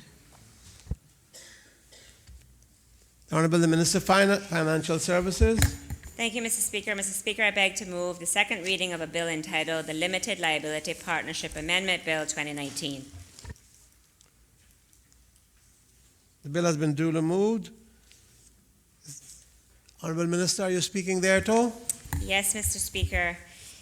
Mr. Speaker, I rise to present the bill on behalf of the government. It is a bill that seeks to amend the Limited Liability Partnership Law 2017 in order to address the issues raised and recommendations made by the Caribbean Financial Action Task Force assessors in the Cayman Islands' fourth round mutual evaluation report. Mr. Speaker, this amendment to the Limited Liability Partnership Law forms part of a legislative package, and it is both responsive and preemptory to the jurisdiction's assessment by the CFATF as was published in March 2019. Mr. Speaker, I again remind this Honourable House of the background information that I provided in my opening remarks to the presentation of the company's Amendment Bill 2019. Mr. Speaker, at the time of the on-site visit of the CFATF assessors, the Limited Liability Partnership Law, which is essentially a partnership with separate legal personality that provides limited liability for its partners, was not operational. However, should the law become operational in the sense of we actually have the mechanisms in place to register such partnerships later this year, as is intended, then the LLP law will be considered with the other legislation in and during our enhanced follow-up and one-year observation period that ends in February 2020. So in anticipation of ensuring that we have all of the ducks in a row, assuming that plans go as expected with respect to the operationalization of this law, the bill seeks to address the following recommendations provided by the CFATF that, although not expressly made in the report, is applicable to the LLP law nonetheless. Under immediate outcome 5, which speaks to legal persons and arrangements are prevented from misuse for money laundering or terrorist financing, and information on the beneficial ownership is available to competent authorities without impediment. That is the immediate outcome that these changes will address in large part. So, with respect to the sharing of information by General Registry, immediate outcome 5, recommended action 1, it was indicated, as I indicated with respect to the other bills earlier, that, quote, the Cayman Islands should conduct a more comprehensive risk assessment to identify and assess and understand the risks and vulnerabilities associated with specific types of legal persons established in a jurisdiction which may be misused for money laundering or terrorist financing purposes, end quote. Mr. Speaker, the list of directors being publicly available, immediate outcome 5, recommended action 3, says, quote, implement measures to ensure that all basic information, including information on the directors of exempted companies and LLCs respectively, is publicly available, end quote. The beneficial ownership, immediate outcome 5, recommended action 6, deals with, quote, the authority should impose adequate and effective sanctions against trust and corporate service providers and companies for their failure to maintain up-to-date beneficial ownership information, end quote. And the nature of the voting rights in statement of shares with respect to recommendation 4, recommendation 24, criterion 24.4, which observed, quote, there is no requirement for companies to maintain information in respect of the nature of voting rights, end quote. In this case, it references companies, but as I indicated, once the LLP law is operational, the same entity being a separate legal entity would also have a requirement to make such information, associated voting rights, available on the register as well. So, Mr. Speaker, in preparation for the assessment of legal persons, the ministry identified the issue whereby some competent authorities were unable to obtain this information, and as was done directly from General Registry, as I indicated earlier, and similar to the previous two bills, this bill therefore enables General Registry to provide relevant information directly to competent authorities responsible for AML CFT supervision within 48 hours for the discharge of the AML CFT responsibilities. Again, this would apply once the law is in operation. Mr. Speaker, The LLP is also being amended to address, or the LLP law is being amended to address the CFATF recommendation on the, quote, public availability of the list of directors and the maintenance of information in respect of the nature of associated voting rights, end quote. As previously stated, the partnership is a separate legal personality, and under the LLP law, the equivalents of directors are the partners. And so the present LLP law already has provisions for the availability of lists of partners at the registered office. And so the proposed amendment to the law is to provide equivalent parameters to access the register of partners, which is presently afforded to registered offices in Section 44 of the Companies Law 2018 revision. Mr. Speaker, the new provisions allow the registered office to charge for the inspection and the penalty for such refusal by the registered office. Mr. Speaker, the amendment also addresses the concern of the assessors by requiring that information on the partnership in the partnership agreement includes information on the nature of the partnership interest of each partner. Mr. Speaker, the final change which has been included in the bill relates to the immediate outcome 5, recommended action 6, which states that the authorities should impose adequate and effective sanctions against trust and corporate service providers and companies for their failure to maintain up-to-date beneficial ownership information, and the same provisions about the inadequacy of the KYD $25,000 cap applies in this case. So similarly as with the two previous bills, this bill therefore proposes an overall increase in the relevant fines in a tiered approach for first, second, and third convictions, with the ability of the Grand Court to order that an entity be struck off the register of limited liability partnerships on third conviction, should the court determine that to be an appropriate order to make.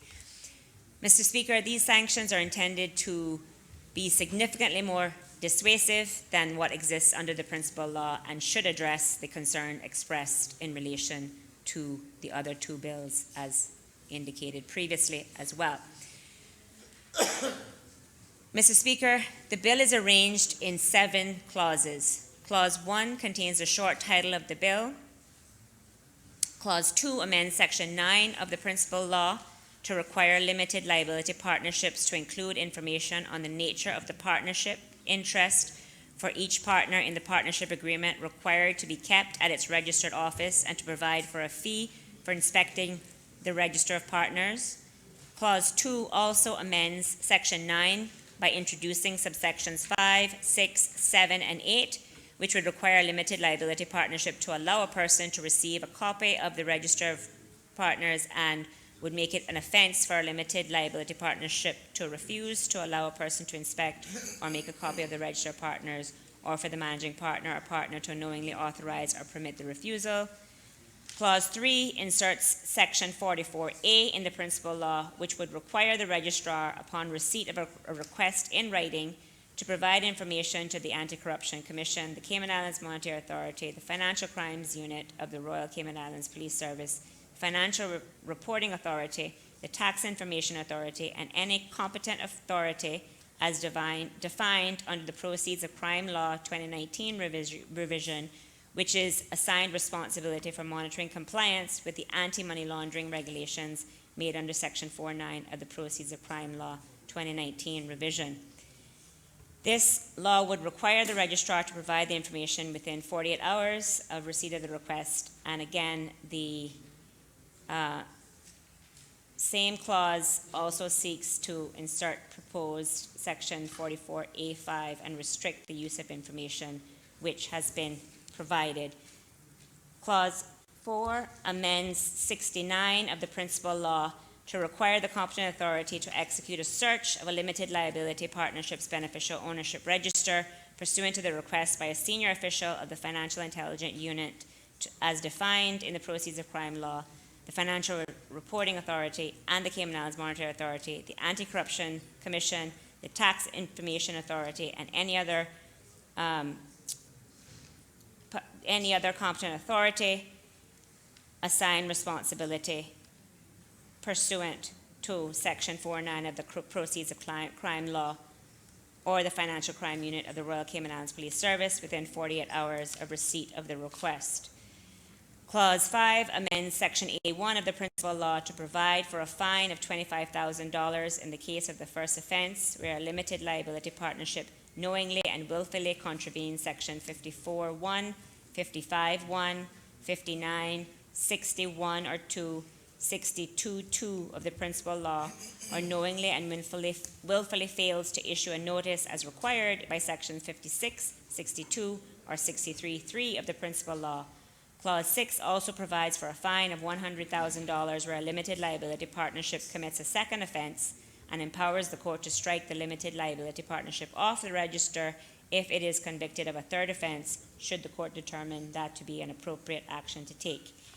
Clause 6 amends Section 82 of the Principal Law to provide for a fine of $25,000 for a person who commits a first offense for failing to comply with the notice issued under Section 56 or 62 of the Principal Law, and to comply with a notice issued under Section 50, and in the case of a second or subsequent offense, a fine of $50,000. Clause 7 amends Section 83 of the Principal Law to provide for a fine of $25,000 for a person who commits a first offense for failing to comply with a duty under Section 57 or 64, and in the case of second offense, a fine of $50,000.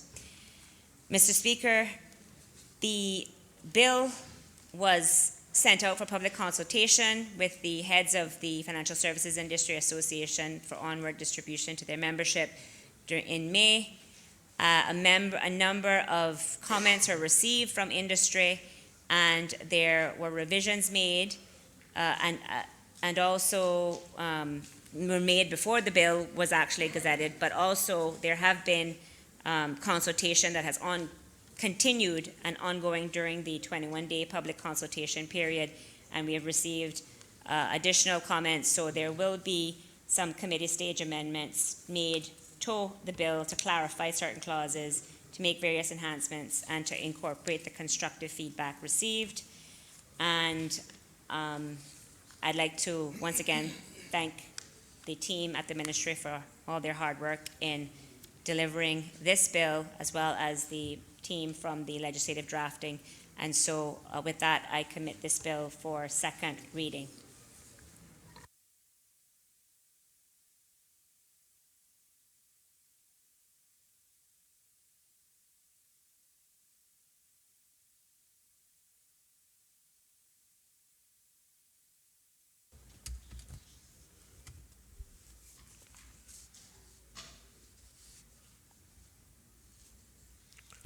Does any other member wish to speak?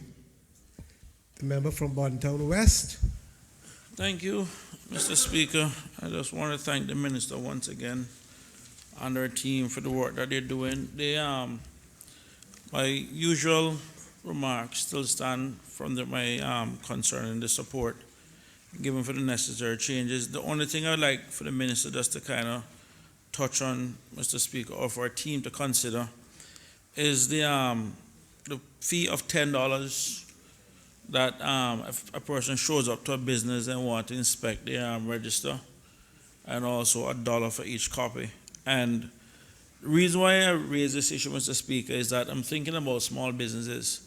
And yes, to inspect a register may be something quite simple, or to make a photocopy cost $1 may be quite simple. But the truth of the fact is, when you're in a small business, sometimes the time in which it takes to stop what you're doing and depends on the amount of people may be showing up. I think that we should have some language inside there or something to at least protect small businesses, I guess, from some of these, frivolous type requests to see this or to see that. And it just more from a business interruption standpoint. I think even something staggered where maybe the first cost maybe $10, but if you come back after that, it's like $100 or something. I just don't want something out there to just easy to annoy or aggravate small businesses, Mr. Speaker. So that's pretty much that. But we do understand again the level of all of these changes that are required. Thank you.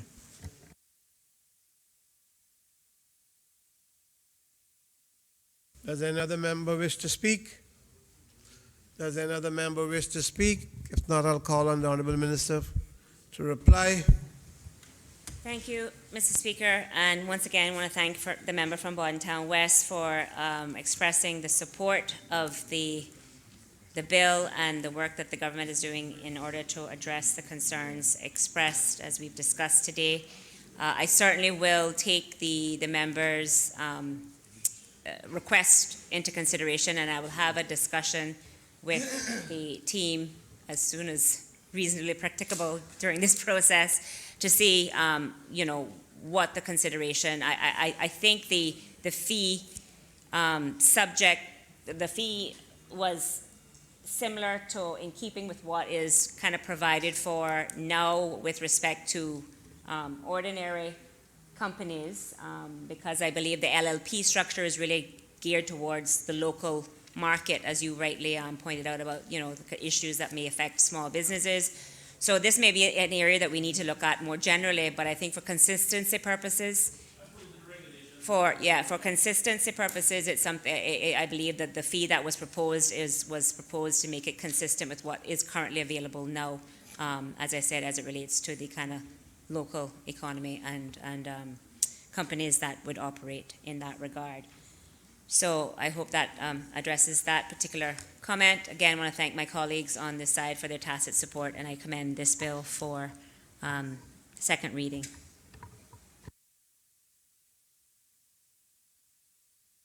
Question is that a bill shortly entitled the Limited Liability Partnership Amendment Bill 2019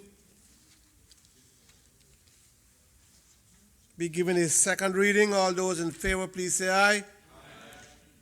Those against? The ayes have it. The ayes have it. The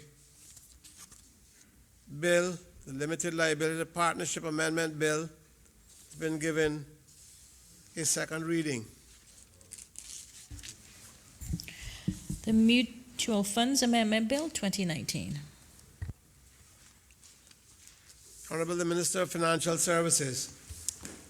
Yes, Mr. Speaker. Mr. Speaker, I beg to move the second reading of a bill entitled the Mutual Funds Amendment Bill 2019. Been duly moved. Honorable Minister. Thank you, Mr. Speaker. Mr. Speaker, I rise to present the bill on behalf of the government. It is a bill that seeks to amend the Mutual Funds Law 2019 revision in order to address concerns and recommendations raised by the CFATF assessors in the Cayman Islands fourth round mutual evaluation report, and to strengthen the regulatory framework governing mutual funds more generally. Mr. Speaker, this amendment to the Mutual Funds Law 2019 revision forms part of a legislative package, is responsive to the jurisdiction's assessment by the CFATF that was published in March of 2019. Again, Mr. Speaker, I remind this Honourable House of the background that I provided in my opening remarks during my presentation of the company's Amendment Bill 2019. Mr. Speaker, the amendments to the Mutual Funds Law are required to correct a gap which licensed mutual funds administrators who are also corporate services providers are currently inadvertently excluded from the beneficial ownership requirements of the Companies Law 2018 revision, the Limited Liabilities Companies Law 2018 revision, and the Limited Liability Partnership Law 2017. Mr. Speaker, corporate service providers are an integral element to the beneficial ownership regime of the jurisdiction, and the amendment seeks to bring them in scope with those requirements. So the bill also adds beneficial ownership related whistleblowing provisions for auditors, search powers for the authority, and allows the authority to take certain actions if a licensed mutual fund administrator has contravened the mutual funds law, the anti-money laundering regulations, or beneficial ownership requirements.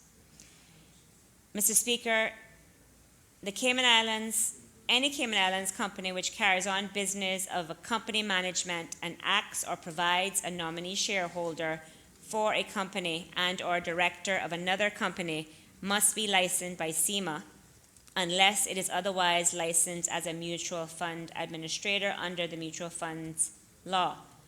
Currently, licensed mutual fund administrators who provide company management services are excluded from the beneficial ownership requirements of Part 17A of the Companies Law 2018 revision, Part 12 of the Limited Liabilities Companies Law 2018 revision, and Part 4 of the Limited Liability Partnership Law 2017.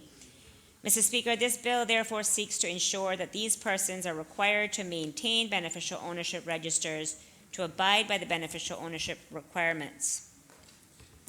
The change relates to immediate outcome 5, recommended action 6 of the mutual evaluation report, which states that, quote, authority should impose adequate and effective sanctions against trust and corporate service providers and companies for their failure to maintain up-to-date beneficial ownership information, end quote. Mr. Speaker, this bill inserts a new paragraph in Section 31(1) of the Mutual Funds Law, which allows the relevant authority to take action if licensed mutual fund administrators who are, quote, corporate service providers, end quote, if they're defined as such, and they contravene the beneficial ownership provisions of the Companies Law, the Limited Liabilities Companies Law, or the Limited Liability Partnership Law. Further, Mr. Speaker, this bill amends Section 33 of the Mutual Funds Law to allow the relevant authority additional search powers, the relevant authority that is being SEMA, additional search powers in the event of a contravention of the beneficial ownership provisions, and amends Section 35 of the law to instruct the auditors of a licensed mutual fund administrators to advise SEMA if they encounter information or suspect that the entity does not comply with the beneficial ownership provisions. Mr. Speaker, the bill was sent for consultation with the heads of financial services industry associations from May of this year. A number of comments were received from industry, and the government subsequently made revisions in response to the feedback received. Following consultation, Mr. Speaker, it was further noted that the Mutual Funds Law does not currently include an express provision which gives the relevant authority the power to take enforcement action against a regulated mutual fund or licensed mutual fund administrator where that entity has failed to comply with the law itself or the anti-money laundering, the AMLRs, the anti-money laundering regulations. This bill therefore inserts provisions in sections 31 and 31(1) of the Mutual Funds Law whereby the authority could take certain actions if it is of the opinion that the law itself or the AMLRs are being contravened by regulated mutual funds or licensed mutual fund administrators, respectively. Mr. Speaker, the bill is arranged into 5 clauses. Clause 1 contains the short title and commencement provisions. Clause 2 amends Section 30 of the Mutual Funds Law to enable the authority to sanction a regulated mutual fund or an EU-connected fund that contravenes any provision of the principal law or the Anti-Money Laundering Regulations 2018 revision.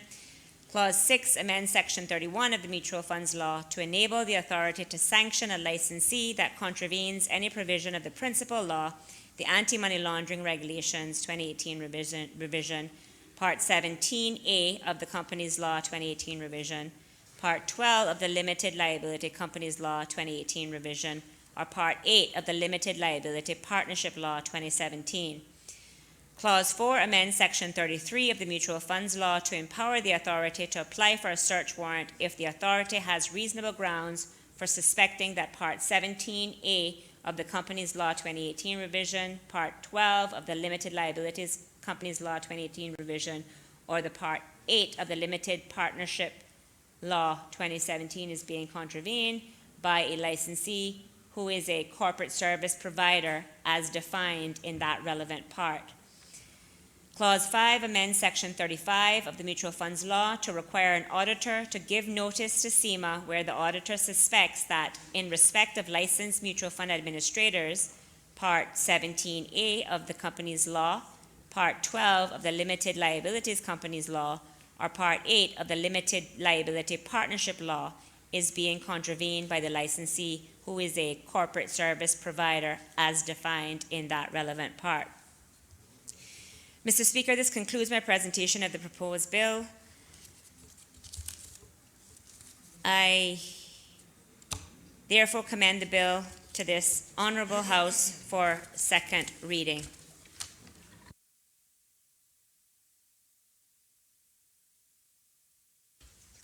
Does any other member wish to speak? Does any other member wish to speak? Honorable Minister? Thank you, Mr. Speaker. Mr. Speaker, I assume that it's not just because the hour is late, but that we have received tacit support by all members in this House as we have with respect to the other bills. And again, I want to just thank everyone for understanding and appreciating the fact that we need to be here and we need to do what we're doing. And we certainly appreciate the support shown as a result. And I commend this bill to the House for second reading. Question is that a bill shortly entitled the Mutual Funds Amendment Bill 2019 be given a second reading. All those in favor, please say aye. Aye. Those against, the ayes have it. The Mutual Funds Amendment Bill 2019 has been given a second reading.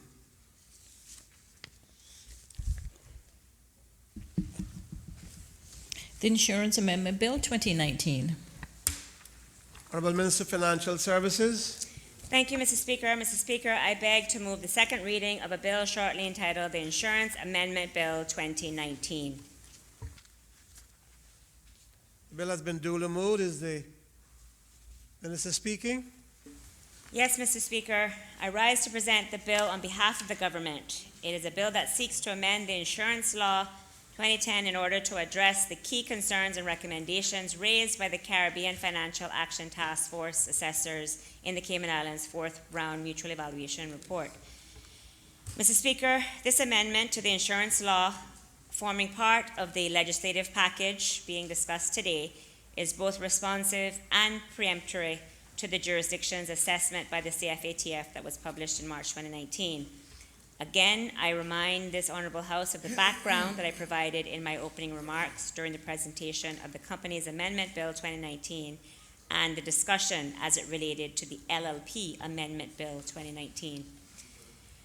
Mr. Speaker, sanction for corporate services providers who are licensees under the insurance law would be addressed under Immediate Outcome 5, Recommendation 6.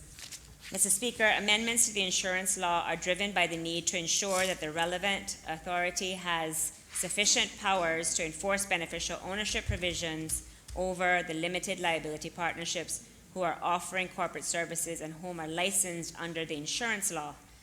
Changes relate to Immediate Outcome 5, Recommended Action 6 of the Mutual Evaluation Report, which states that authorities should impose adequate and effective sanctions against trust and corporate service providers and companies for their failure to maintain up-to-date beneficial ownership information.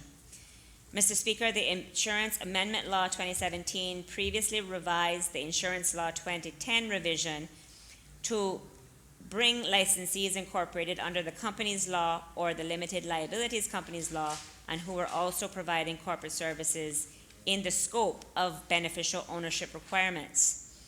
Mr. Speaker, the Insurance Amendment Bill 2019 therefore updates the relevant provisions which were previously made in order to add limited liability partnerships in scope as well. The bill therefore adds mention of Part 8 of the Limited Liability Partnerships Law 2017 to sections 21E, 1A? 21(2)G 1A and 24(1)D of the insurance law. Mr. Speaker, the bill was sent for consultation with the heads of financial services industry associations in May of this year. A number of comments were received from industry and revisions were made subsequently in response to the feedback received. Mr. Speaker, the bill is arranged into 4 clauses. Clause 1 contains the short title and commencement provisions. Clause 2 amends Section 20 of the insurance law to require an auditor to give notice of the authority where the auditor suspects that Part 8 of the Limited Liability Partnership Law is being contravened by a licensee who is a corporate service provider as defined in that part. Clause 3 amends Section 21 of the insurance law to require an insurance manager to give notice to the authority if the insurance manager suspects that Part 8 of the Limited Liability Partnership Law is being contravened. Clause 4 amends Section 24 of the insurance law to enable the authority to sanction a licensee that contravenes Part 8 of the Limited Liability Partnership Law. Mr. Speaker, this concludes my presentation of the proposed bill. I therefore commend the bill to this honorable House for its second reading. Does any other member wish to speak? A member for Georgetown Central. Mr. Speaker, I only rise to say we in the opposition do support this bill, but to say that our silence is not by way of not contributing, but it is for our support and not because we're tired. We're listening quite cleanly, and if we find something that we feel is not in the best interest of the people, we will address, but we do support the bill. Honorable Minister, do you care to reply? Mr. Speaker, only to say All members, please. We do have a long agenda. thank you, Mr. Speaker. I just want to say thank you to the member from Georgetown Central for verbally articulating the support. Always like to hear that, but certainly for verbally articulating the support of the government in this regard and in what we're doing to address these critical concerns to ensure that we continue to be the leaders that we are in not only providing the business, but in providing a well-regulated framework in order to do so. So thank you again to all my colleagues on this side as well for tacit support. Question is that a bill shortly entitled the Insurance Amendment Bill 2019 be given a second reading. All those in favor, please say aye. Aye. Those against? The ayes have it. The Insurance Amendment Bill 2019 has been given a second reading.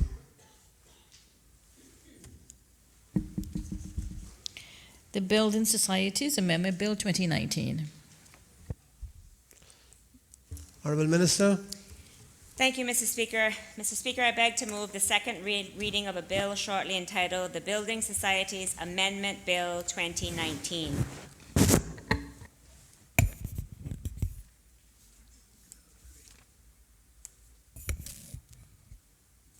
Bill is duly moved.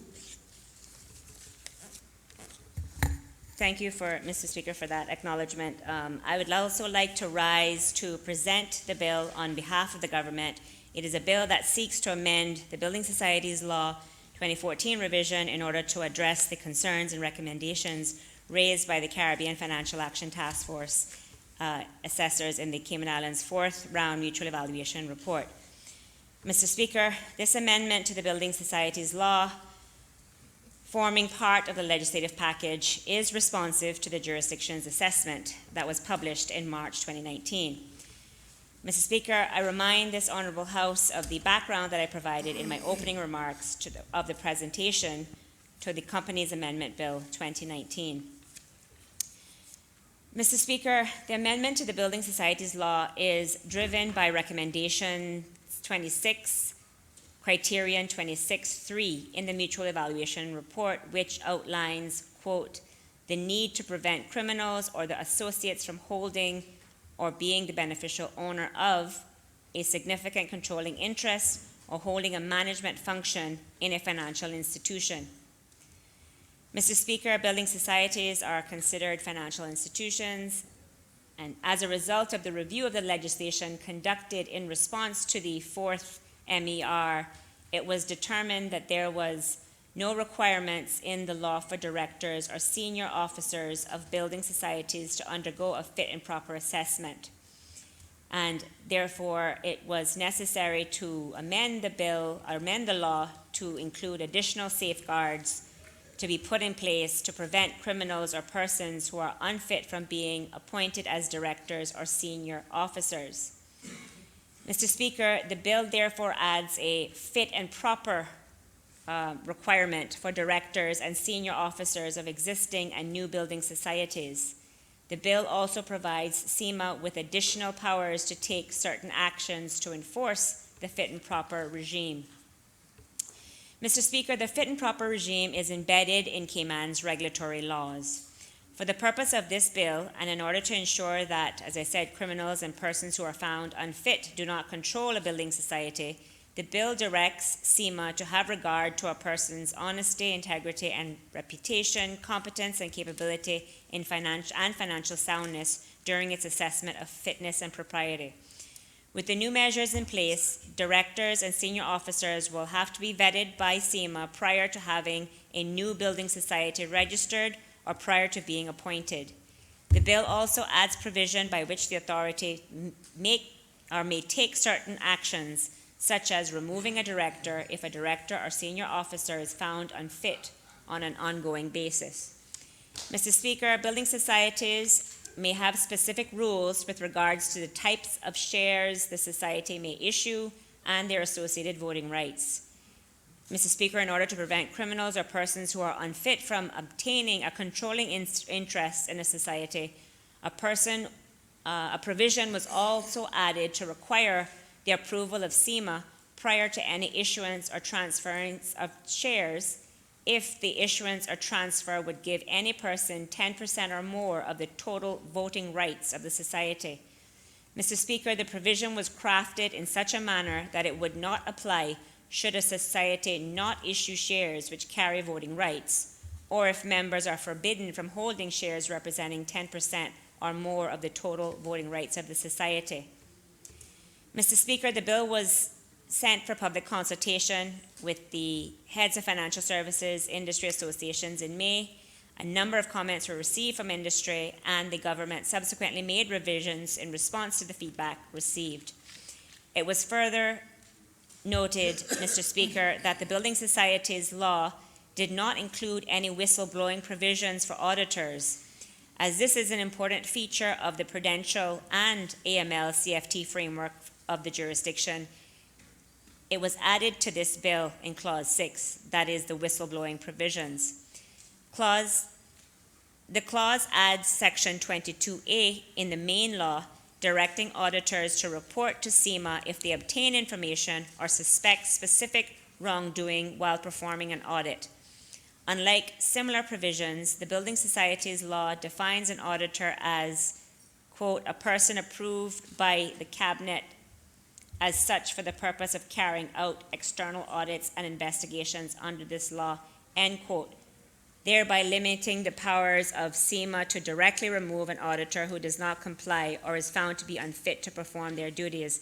And Mr. Speaker, I pause here to say that this Building Societies law is actually quite an old law, and so there are a number of provisions which, after having conducted this kind of preliminary assessment to this law to deal with some of the AML CFT concerns flagged generally in the report, the ministry will be taking this forward with SEMA to look at whether or not there may be a need to review and revise the law more generally.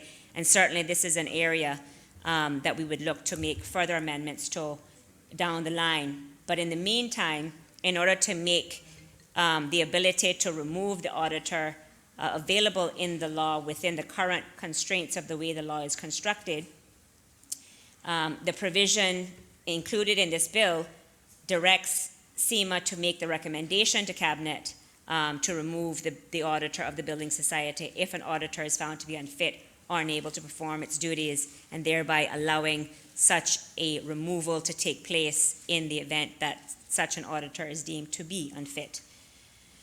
Mr. Speaker, the bill is arranged in 8 clauses. Clause 1 contains the short title and commencement provisions.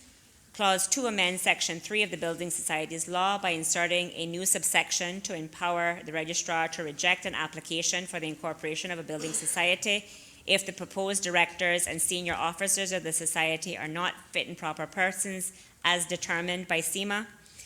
Clause 3 amends Section 4 of the Building Societies Law to require that the rules of a society prescribe that the senior officers of the society be fit and proper persons.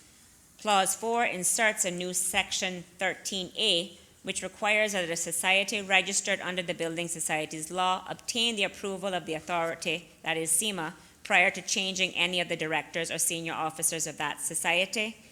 Clause 5 amends the Building Societies law by inserting a new section 15A, which requires a society which may issue shares which carry voting rights to seek approval from the authority to issue such shares to a member that would own 10% or more of the total voting rights of the society upon the issuance of such shares. Clause 6 amends the Building Society by inserting a new section 22A, which provides for the requirement of an auditor who, in the course of carrying out an audit of the accounts of a society, obtains information or suspects that the society is carrying on or attempting to carry on business in a manner that is prejudicial to its members, to notify the authority of the information or reasons for such suspicion. Clause 7 amends Section 33(1) of the Building Societies by inserting a new paragraph under that subsection, which would empower the authority to assess the fitness and propriety of persons required by legislation to be so assessed. Clause 8 amends Section 34(1) of the Building Societies law by inserting a new paragraph under that section, which would empower the authority to take certain actions against the society where the authority is of the opinion that a director or senior officer of the society is not a fit and proper person. Mr. Speaker, this concludes my presentation of the proposed bill. I therefore commend this bill to the Honourable House for its second reading.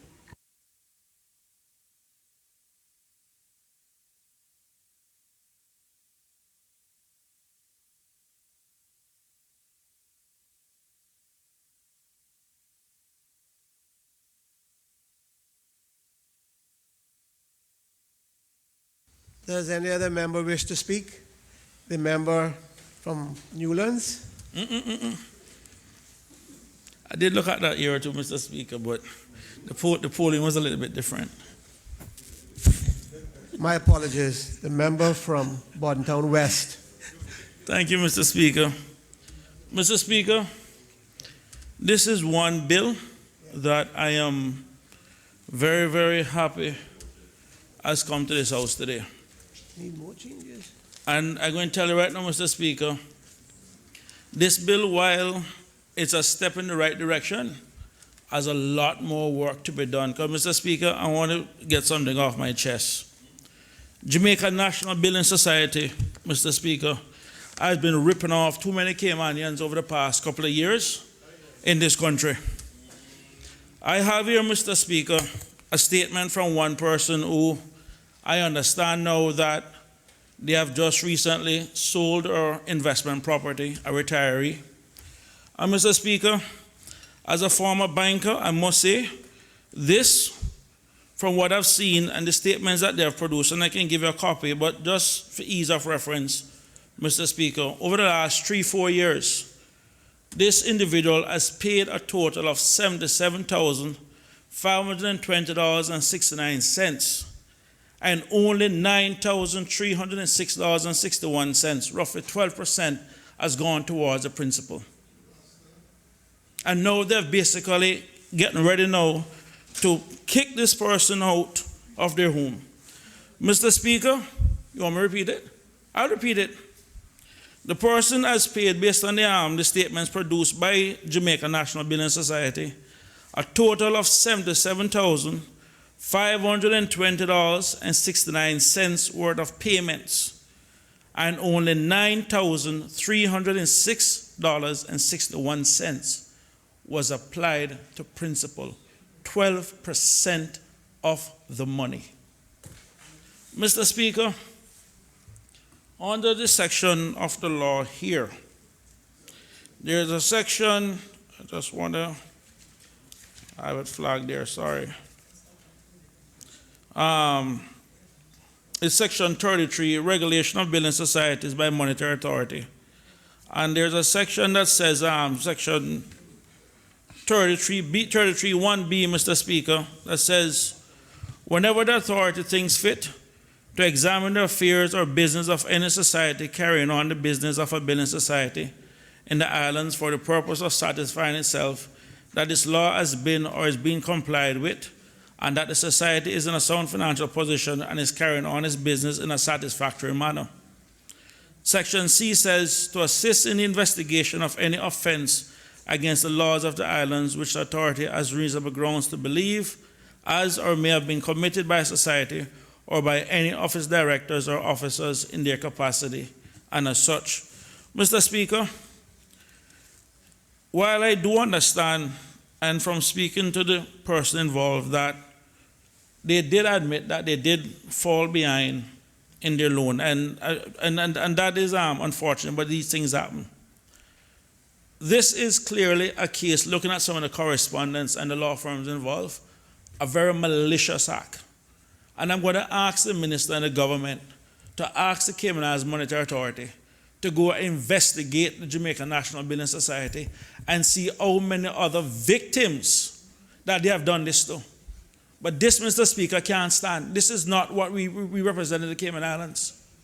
And so while the minister alluded in our debate that this is a very old law, the reality of it is, Mr. Speaker, while the law itself is old, the practices that they're committing and the offenses are new.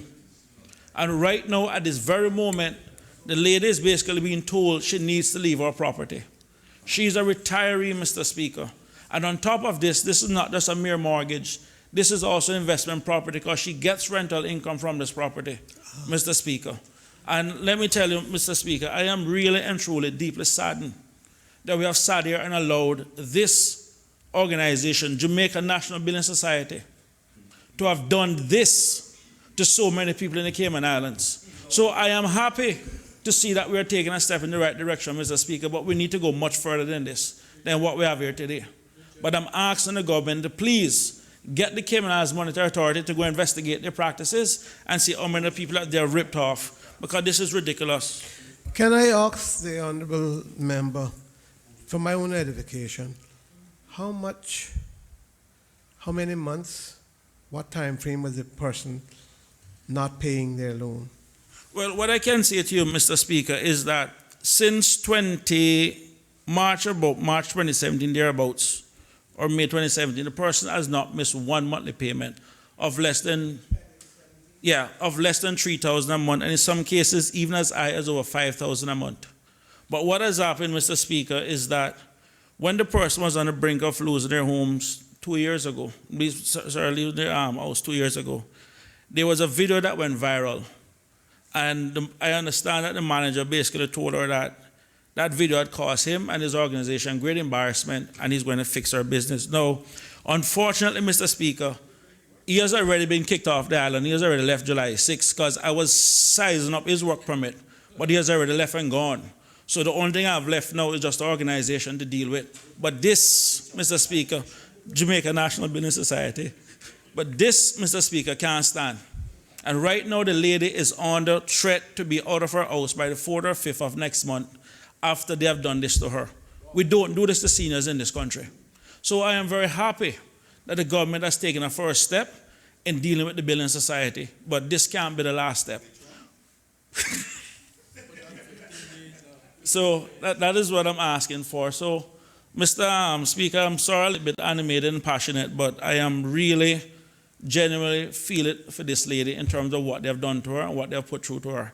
And this is something that all of us has campaigned about prior to the election. Yeah. And we have another one too.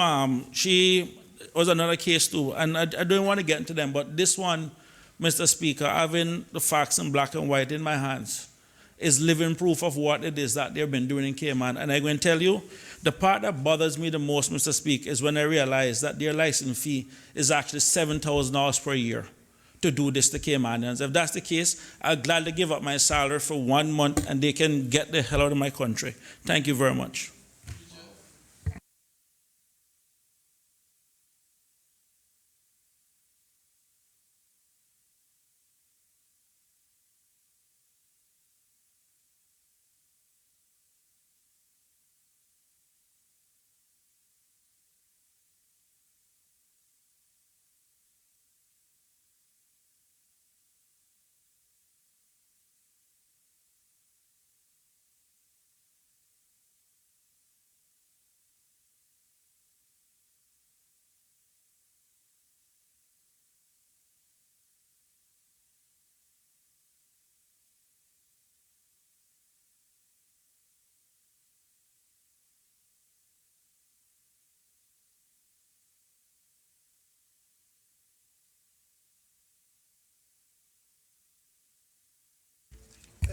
Does any other member wish to speak?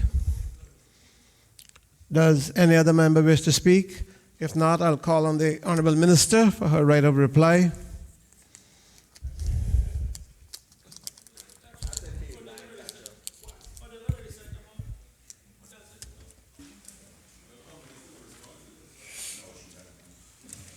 Thank you, Mr. Speaker. Mr. Speaker, I rise to thank the member for appreciating the changes that we have brought forward today with respect to this bill.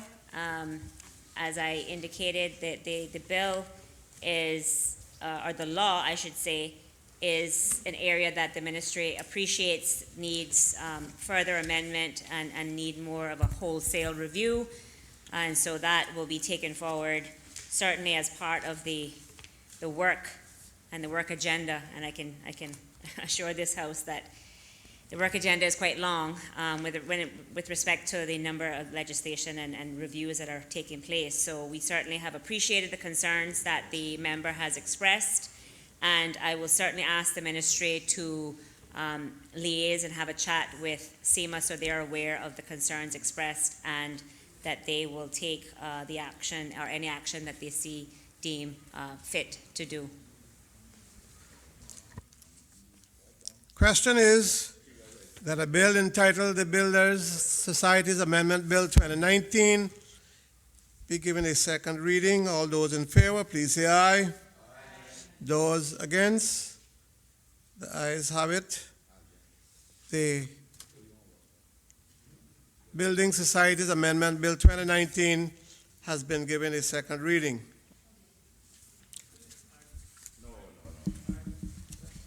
The Cooperative Societies Amendment Bill 2019.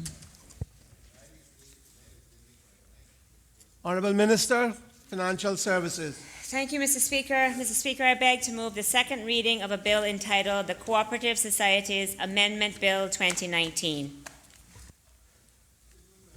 The bill has been duly moved. Is the minister speaking there too?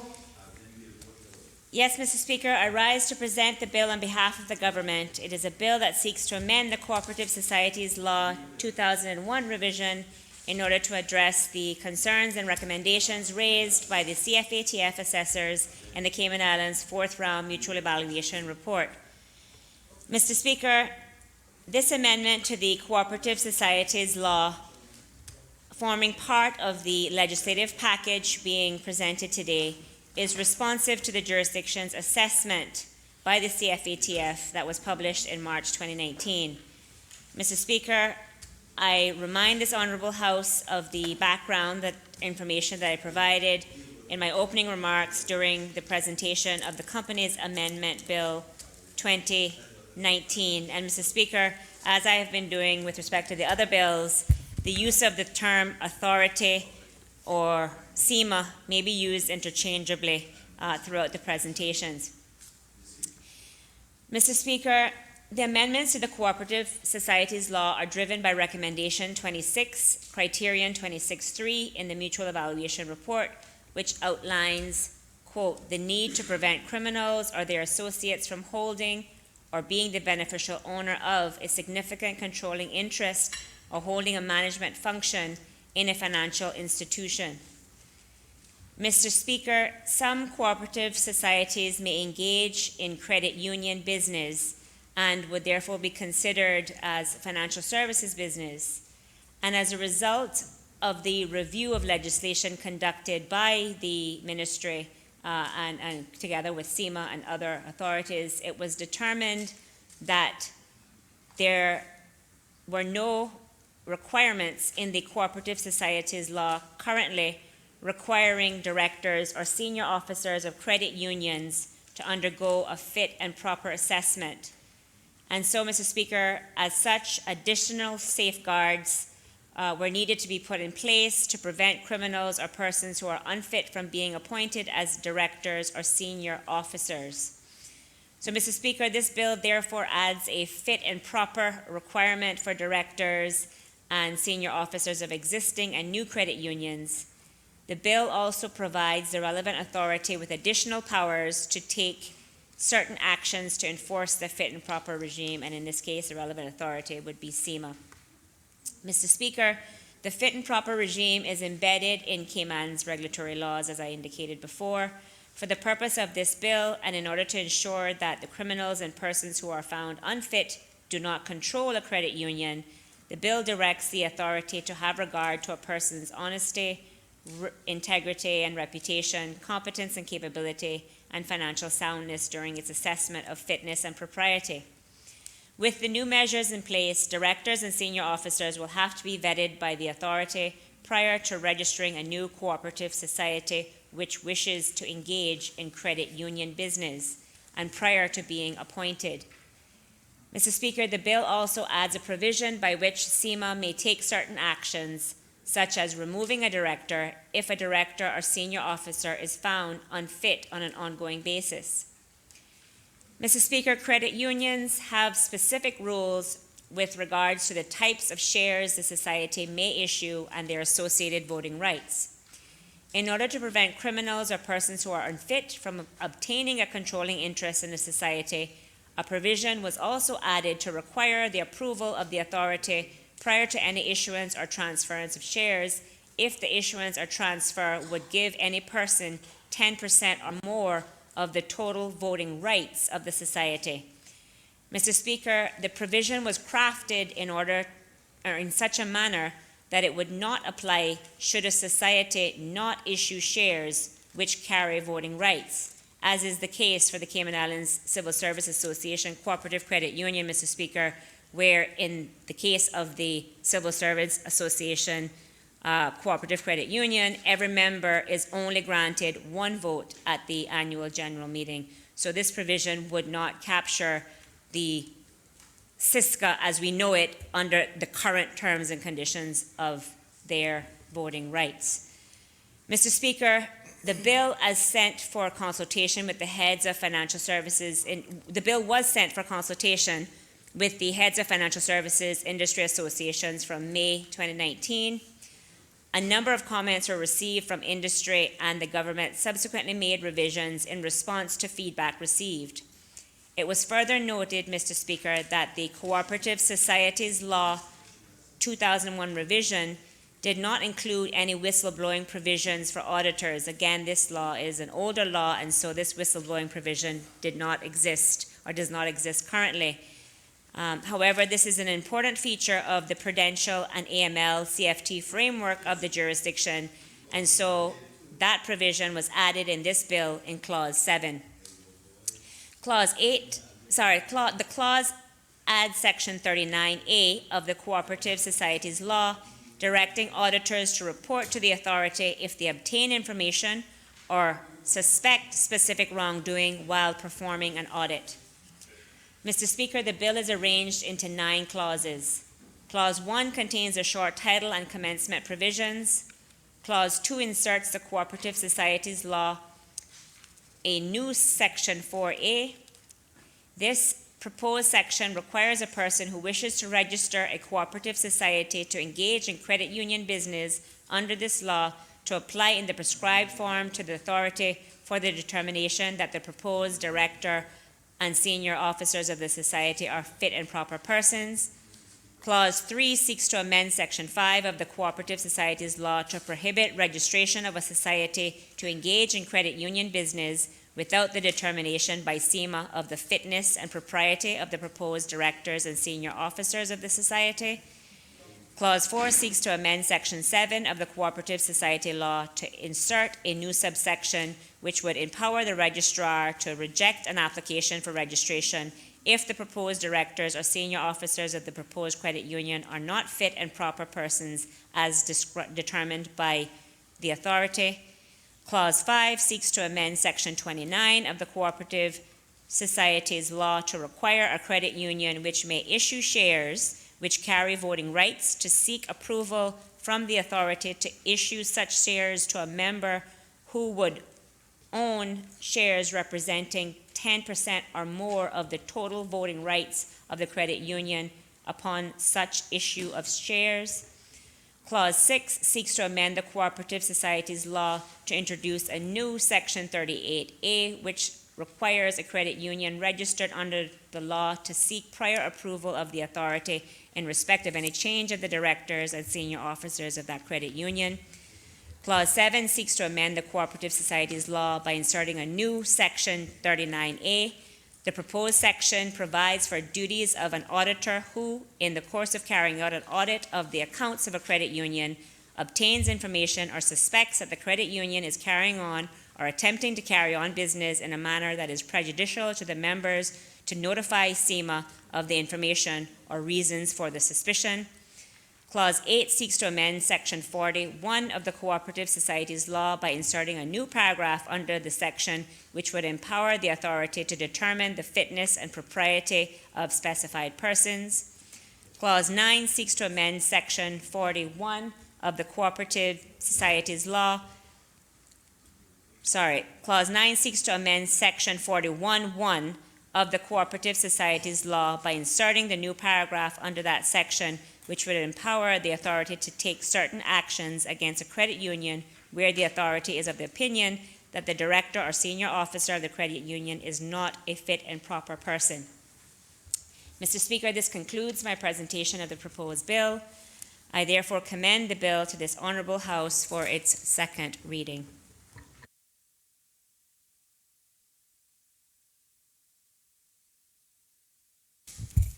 Does any other member wish to speak? The member from Bordentown West. Thank you, Mr. Speaker. I think after my last contribution, I think it's only fair that we balance, or bring some balance back into this House. And I want to first rise and thank the Minister and the government for bringing these changes to the Cooperative Societies Amendment Bill. But at the same time, Mr. Speaker, also want to take the time out to thank and congratulate the Cayman Islands Civil Service Association and Credit Union for what they have done in terms of contributing to the overall development of the Cayman Islands. I think, Mr. Speaker, looking back at the history of the credit union, where 7 members came together and put up $5 for a total of $35 back in 1975-76. And for that to have grown into an organization with a total assets of over $265 million goes to show what Caymanians and many others can do once they pool their resources and talents together. And I only wish that somewhere along the line that they can expand even their membership to include many other people who are basically being ripped off and taken advantage of by the building society. So, Mr. Speaker, behave yourself. So, Mr. Speaker, I just want to say we support it, and whatever it is that we can do to allow the credit union, our local credit union, which I think by now is probably the only local institution that we have that approves credit locally, because all the banks now, Mr. Speaker, I believe are all foreign owned now. So I think all we have left now is the credit union. So anything that we can do to support and help the credit union continue to grow, I welcome it. And at a minimum, I think this is a step in recognizing that they have also made some milestone. But I can tell you, Mr. Speaker, knowing the members of the board, the chairperson, the CEO, I can assure you that those people are far more than fit and proper. They're very good qualified Caymanians, and I think this is definitely a step in the right direction and another milestone in terms of their own growth and development. Thank you. Does any other member wish to speak? Does any other member wish to speak? If not, I'll call on the Honorable Minister of Financial Services for her right of reply. Once again, Mr. Speaker, I want to thank the member for Bordentown West for articulating the support of the official opposition to the amendments proposed to the credit union or the cooperative societies law, and also echo the sentiments of the member with respect to congratulations of the our local credit union, as he has dubbed the CISCA, in terms of the work that they do and they continue to do. And certainly when we were drafting this bill, we were very cognizant of ensuring that the provisions were drafted in a way that would only apply to them should they change their voting rights associated with shares issued to bring them within scope of this law. So with that, I want to say again thank you to all members in the House who have offered your tacit support by actually not speaking to the bill, but whom I know you do support the efforts that we are taking as a government in this regard. Question is that a bill shortly entitled the Cooperative Society Amendment Bill 2019 be given a second reading. All those in favor, please say aye. Aye. Those against, the ayes have it. The Cooperative Societies Amendment Bill 2019 has been given a second reading.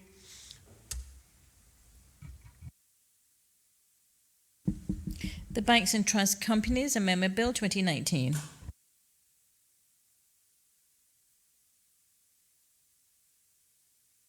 Thank you, Mr. Speaker. Mr. Speaker, I beg to move the second reading of a bill shortly entitled the Banks and Trust Companies Amendment Bill 2019.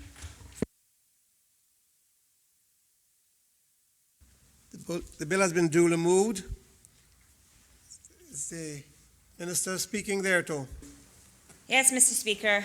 Mr. Speaker, I rise to present the bill on behalf of the government. It is a bill to amend the Banks and Trust Companies Law 2018 revision in order to enhance the information with respect to the jurisdiction's trust regime, the beneficial ownership information that would be relevant to competent authorities having access to the information. Mr. Speaker, the bill also seeks to require a trust company to disclose its status as a trustee, and for banks or a Cayman banking group to make public disclosures and provide for amendment for incidental and connected purposes.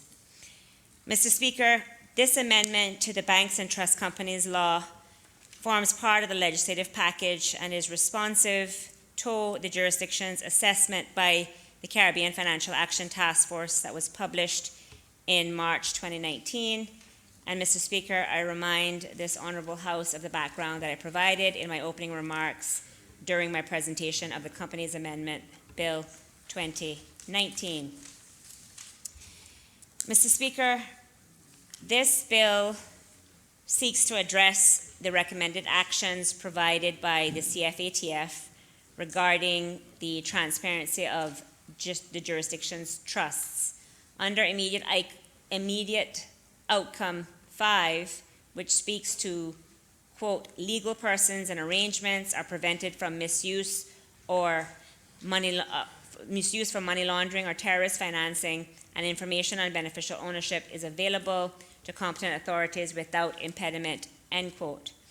Recommendation 5 is for the jurisdiction to ensure that appropriate transparency measures are in place, which includes disclosure requirements to prevent misuse of trusts that are administered by foreign trustees or non-professional trustees in the jurisdiction, given that the significant number of trusts are not obligated to use Cayman regulated supervised trust and company services provider.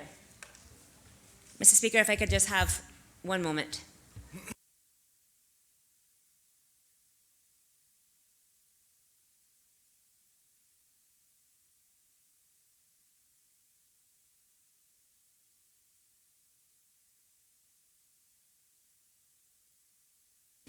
Mr. Speaker, the legislative amendments proposed seek to require a person carrying on trust business when acting in the capacity as a trustee of a trust to disclose that status to persons conducting relevant financial business under Schedule 6 of the Proceeds of Crime Law 2019 revision when entering into business relationships or one-off transactions with such persons. The purpose is to ensure that financial institutions and other relevant businesses are aware that they are interacting with a trust. Mr. Speaker, the other proposed amendments to the principal law is the implementation of the Basel II Pillar 3 requirements for banks or Cayman Banking Group to make public disclosures as determined by the Cayman Islands Monetary Authority. Mr. Speaker, the Basel Committee on Banking Supervision, or BCBS for short, is the primary global standard setter for sound prudential regulation of bank and banking systems through its core principles for effective banking supervision. In 2004, the Basel Committee on Banking Supervision issued the International Convergence of Capital Measurement and Capital Standards, a revised framework, more commonly known as Basel II. Basel II is comprised of three fundamental pillars. Pillar 1, minimum capital requirements.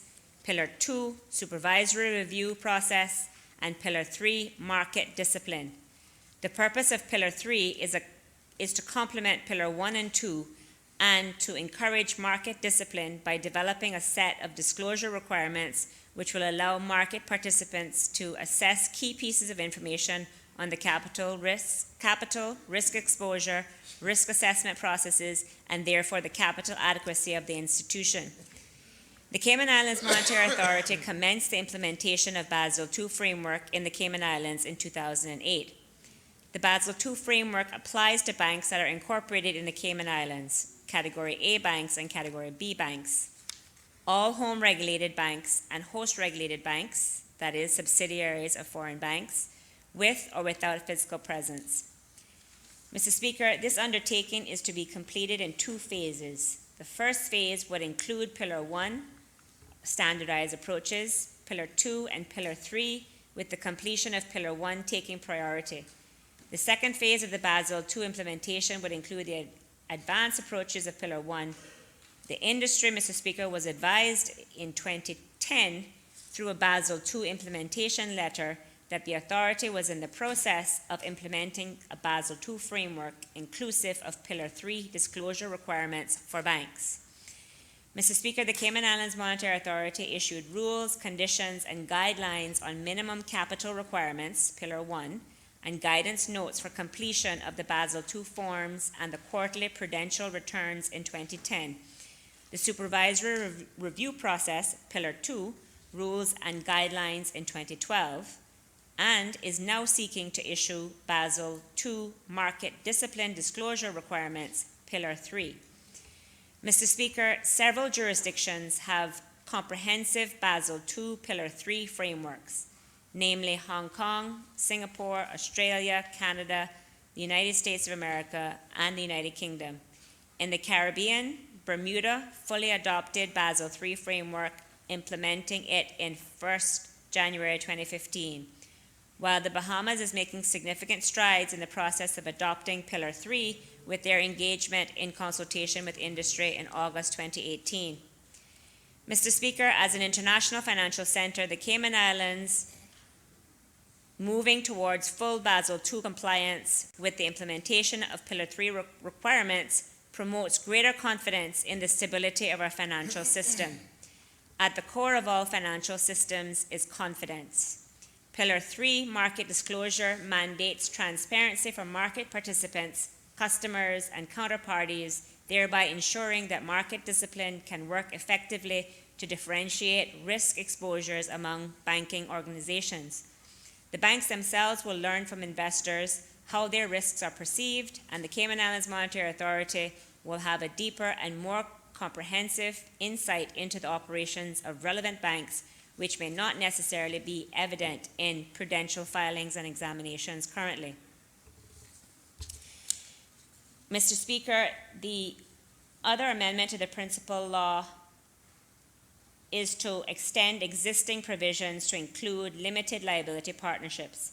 As such, auditors are obligated to give notice to the authority where the auditor suspects that Part 8 of the limited liability partnership law is being contravened by a licensee who is a corporate service provider. The Cayman Islands Monetary Authority is also empowered to impose additional conditions on a corporate service provider licensed under the principal law that is breaching beneficial ownership provisions for limited liability partnerships. Mr. Speaker, with respect to public consultation that has been undertaken, the Ministry of Financial Services is aware of the importance of engagement and consultation with industry practitioners.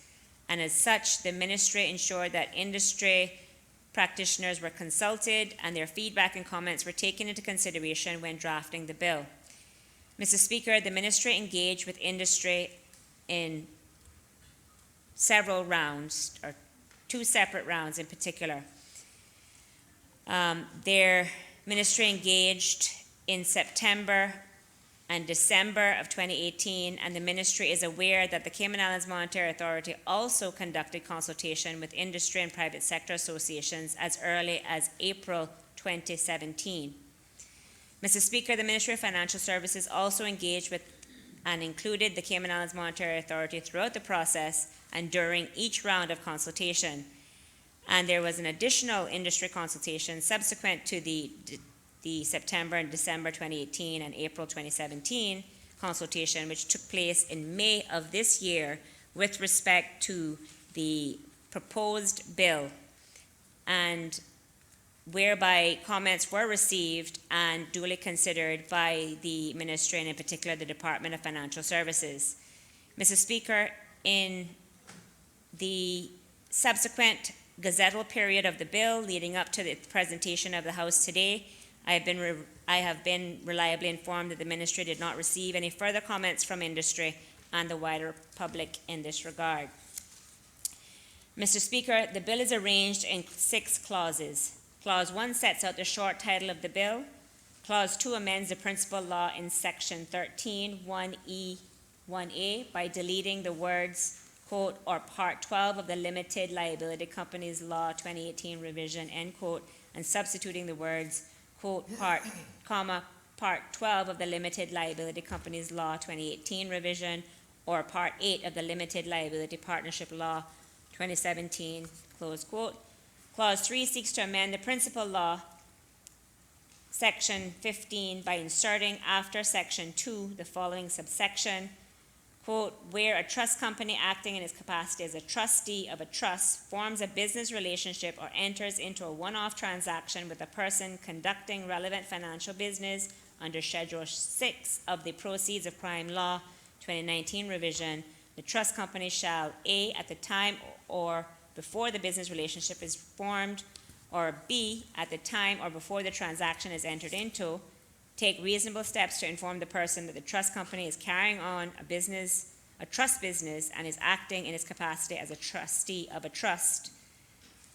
Clause 4 seeks to amend the principal law in Section 18(1)(ca) by deleting the words or Part 12 of the Limited Liabilities Companies Law 2018 revision and substituting the words, comma, Part 12 of the Limited Liabilities Companies Law 2018 revision or Part 8 of the Limited Liability Partnership Law 2017.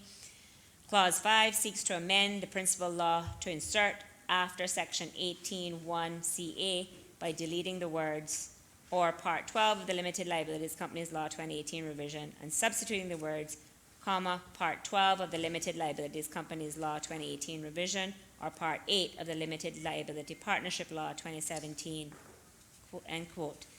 Clause 6 seeks to amend Section 22 of the principal law to give a justice of the peace the power to issue a search warrant to the authority where there is reason to believe that an offense has been committed against Part 8 of the Limited Liability Partnership Law 2017. Mr. Speaker, this concludes my presentation of the bill. I therefore commend this bill to this Honourable House for second reading.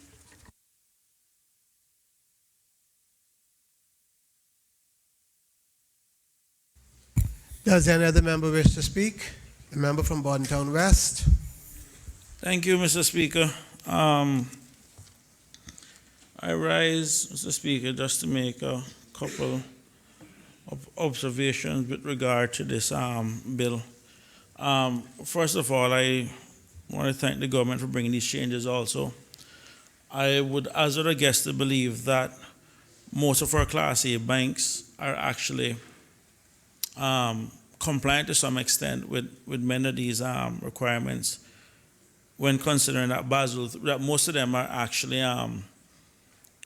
banks owned by other entities outside Cayman that have already gone to Basel III. So to some extent, this is something that's not new. As the minister had mentioned, Bermuda, I think, went from 2015. Just to kind of put things in context, Mr. Speaker, this is probably one of the last changes from the 2008 financial crisis, where they recognized that banks needed to have some change in behavior with regards to make sure that the lessons learned from the 2008 financial crisis did not repeat itself. And we kind of pretty much expected that this was coming. On the accounting side, we have IFRS 9 that will affect impairments, or rather our Bank Street bad debt, which will also be impacted. And also in terms of Basel III, in terms of tightening up the bank's liquidity, reporting, transparency, and everything else. So this is something, Mr. Speaker, that is pretty much industry standard, and it is something that is just a matter of time. So I think it's just part of the Cayman Islands' turn in dealing with it. What I want to touch on, though, Mr. Speaker, is on Clause 6 with regards to the JPs having the power to issue search warrant. That one kind of really gave me a little bit of pause, Mr. Speaker, when considering the issue that we had with the Judge Anderson case. And in terms of that settlement, and when you consider of that 1.9 million settlement, Mr. Speaker, it is my understanding that a portion of it related to trespass and reputational damage. And for the financial services or the financial institutions that may be affected in this instance, I would probably encourage the government to look at maybe the possibility of waking up judges or magistrates, or of needs be to sign off on these search warrants as opposed to a JP. I think that the nature of these transactions or what may occur may be an issue, and when considering that, going back again to the Justice Anderson case, based on what was reported in the media, one of the issues was that the police had failed to properly advise the justice of the peace in terms of giving the correct information. So I think in this case, I just think it's something a little bit more mindful, that maybe we should have someone above, more senior or more learned in the law with regards to signing these warrants, as opposed to a justice of the peace. Outside of that, Mr. Speaker, I mean, we welcome the changes. It was something that we knew was coming. It is industry standard, and the Cayman Islands, as a major offshore financial center, has this role to play within this global village and what is expected of us. Thanks.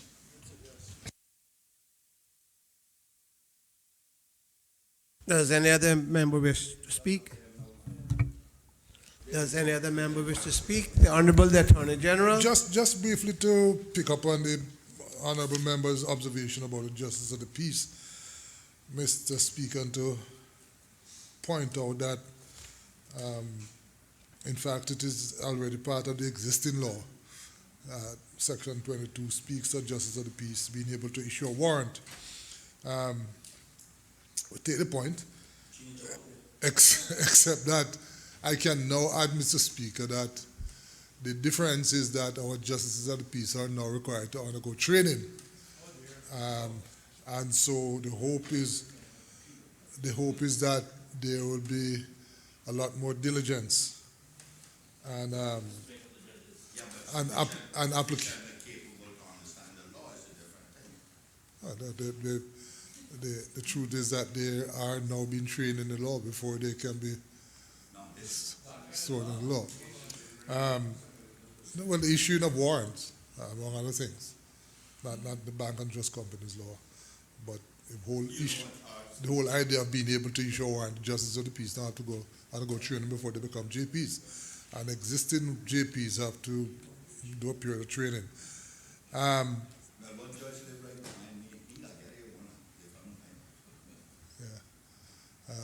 So the hope is that we won't have a repeat of the Justice Henderson matter, Mr. Speaker.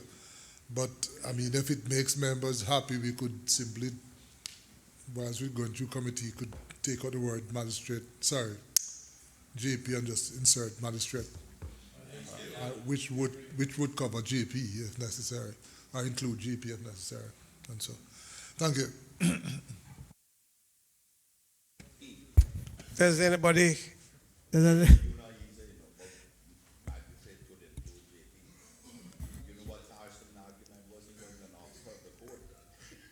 Does any other member wish to speak? Does any other member wish to speak? If not, I'll call in the Honorable Minister for her right of reply. Thank you, Mr. Speaker. Mr. Speaker, again, want to thank the member for Town West for supporting the changes in the bill and for the observation made with respect to the provision that the Attorney General, and want to thank him for your contribution that points out that the provision for JP signing warrant is already in the bill, but as the AG indicated, and certainly I intended to say in my wind-up, that we would consider what could be done at committee stage if necessary to bring an amendment, if that would make all concerned more satisfied. But also, Mr. Speaker, just to correct for the record, I believe when I'm presenting the bill, I inadvertently repeated Clause 4 for Clause 5, so I just want to say that Clause 5 actually seeks to amend the principal law to introduce a new Section 18, which empowers the authority to require a licensee holding a license to carry on banking business or a Cayman banking group to make public disclosures as may be specified by the authority. So with those few words, again, I'd like to thank all other members in this honorable House for your tacit support and commend the bill for second reading.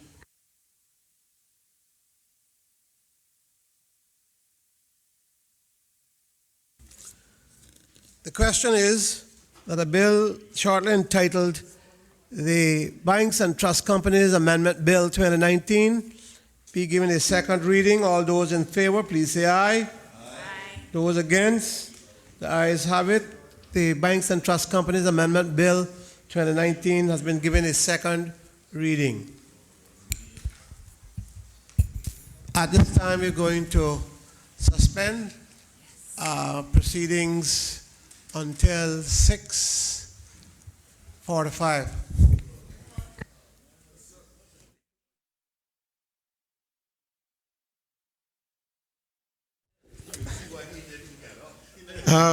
Honorable members, it's easy while you all are down there. You can say that, and then you can go eat all the food and I get none. We'll suspend until 6:45.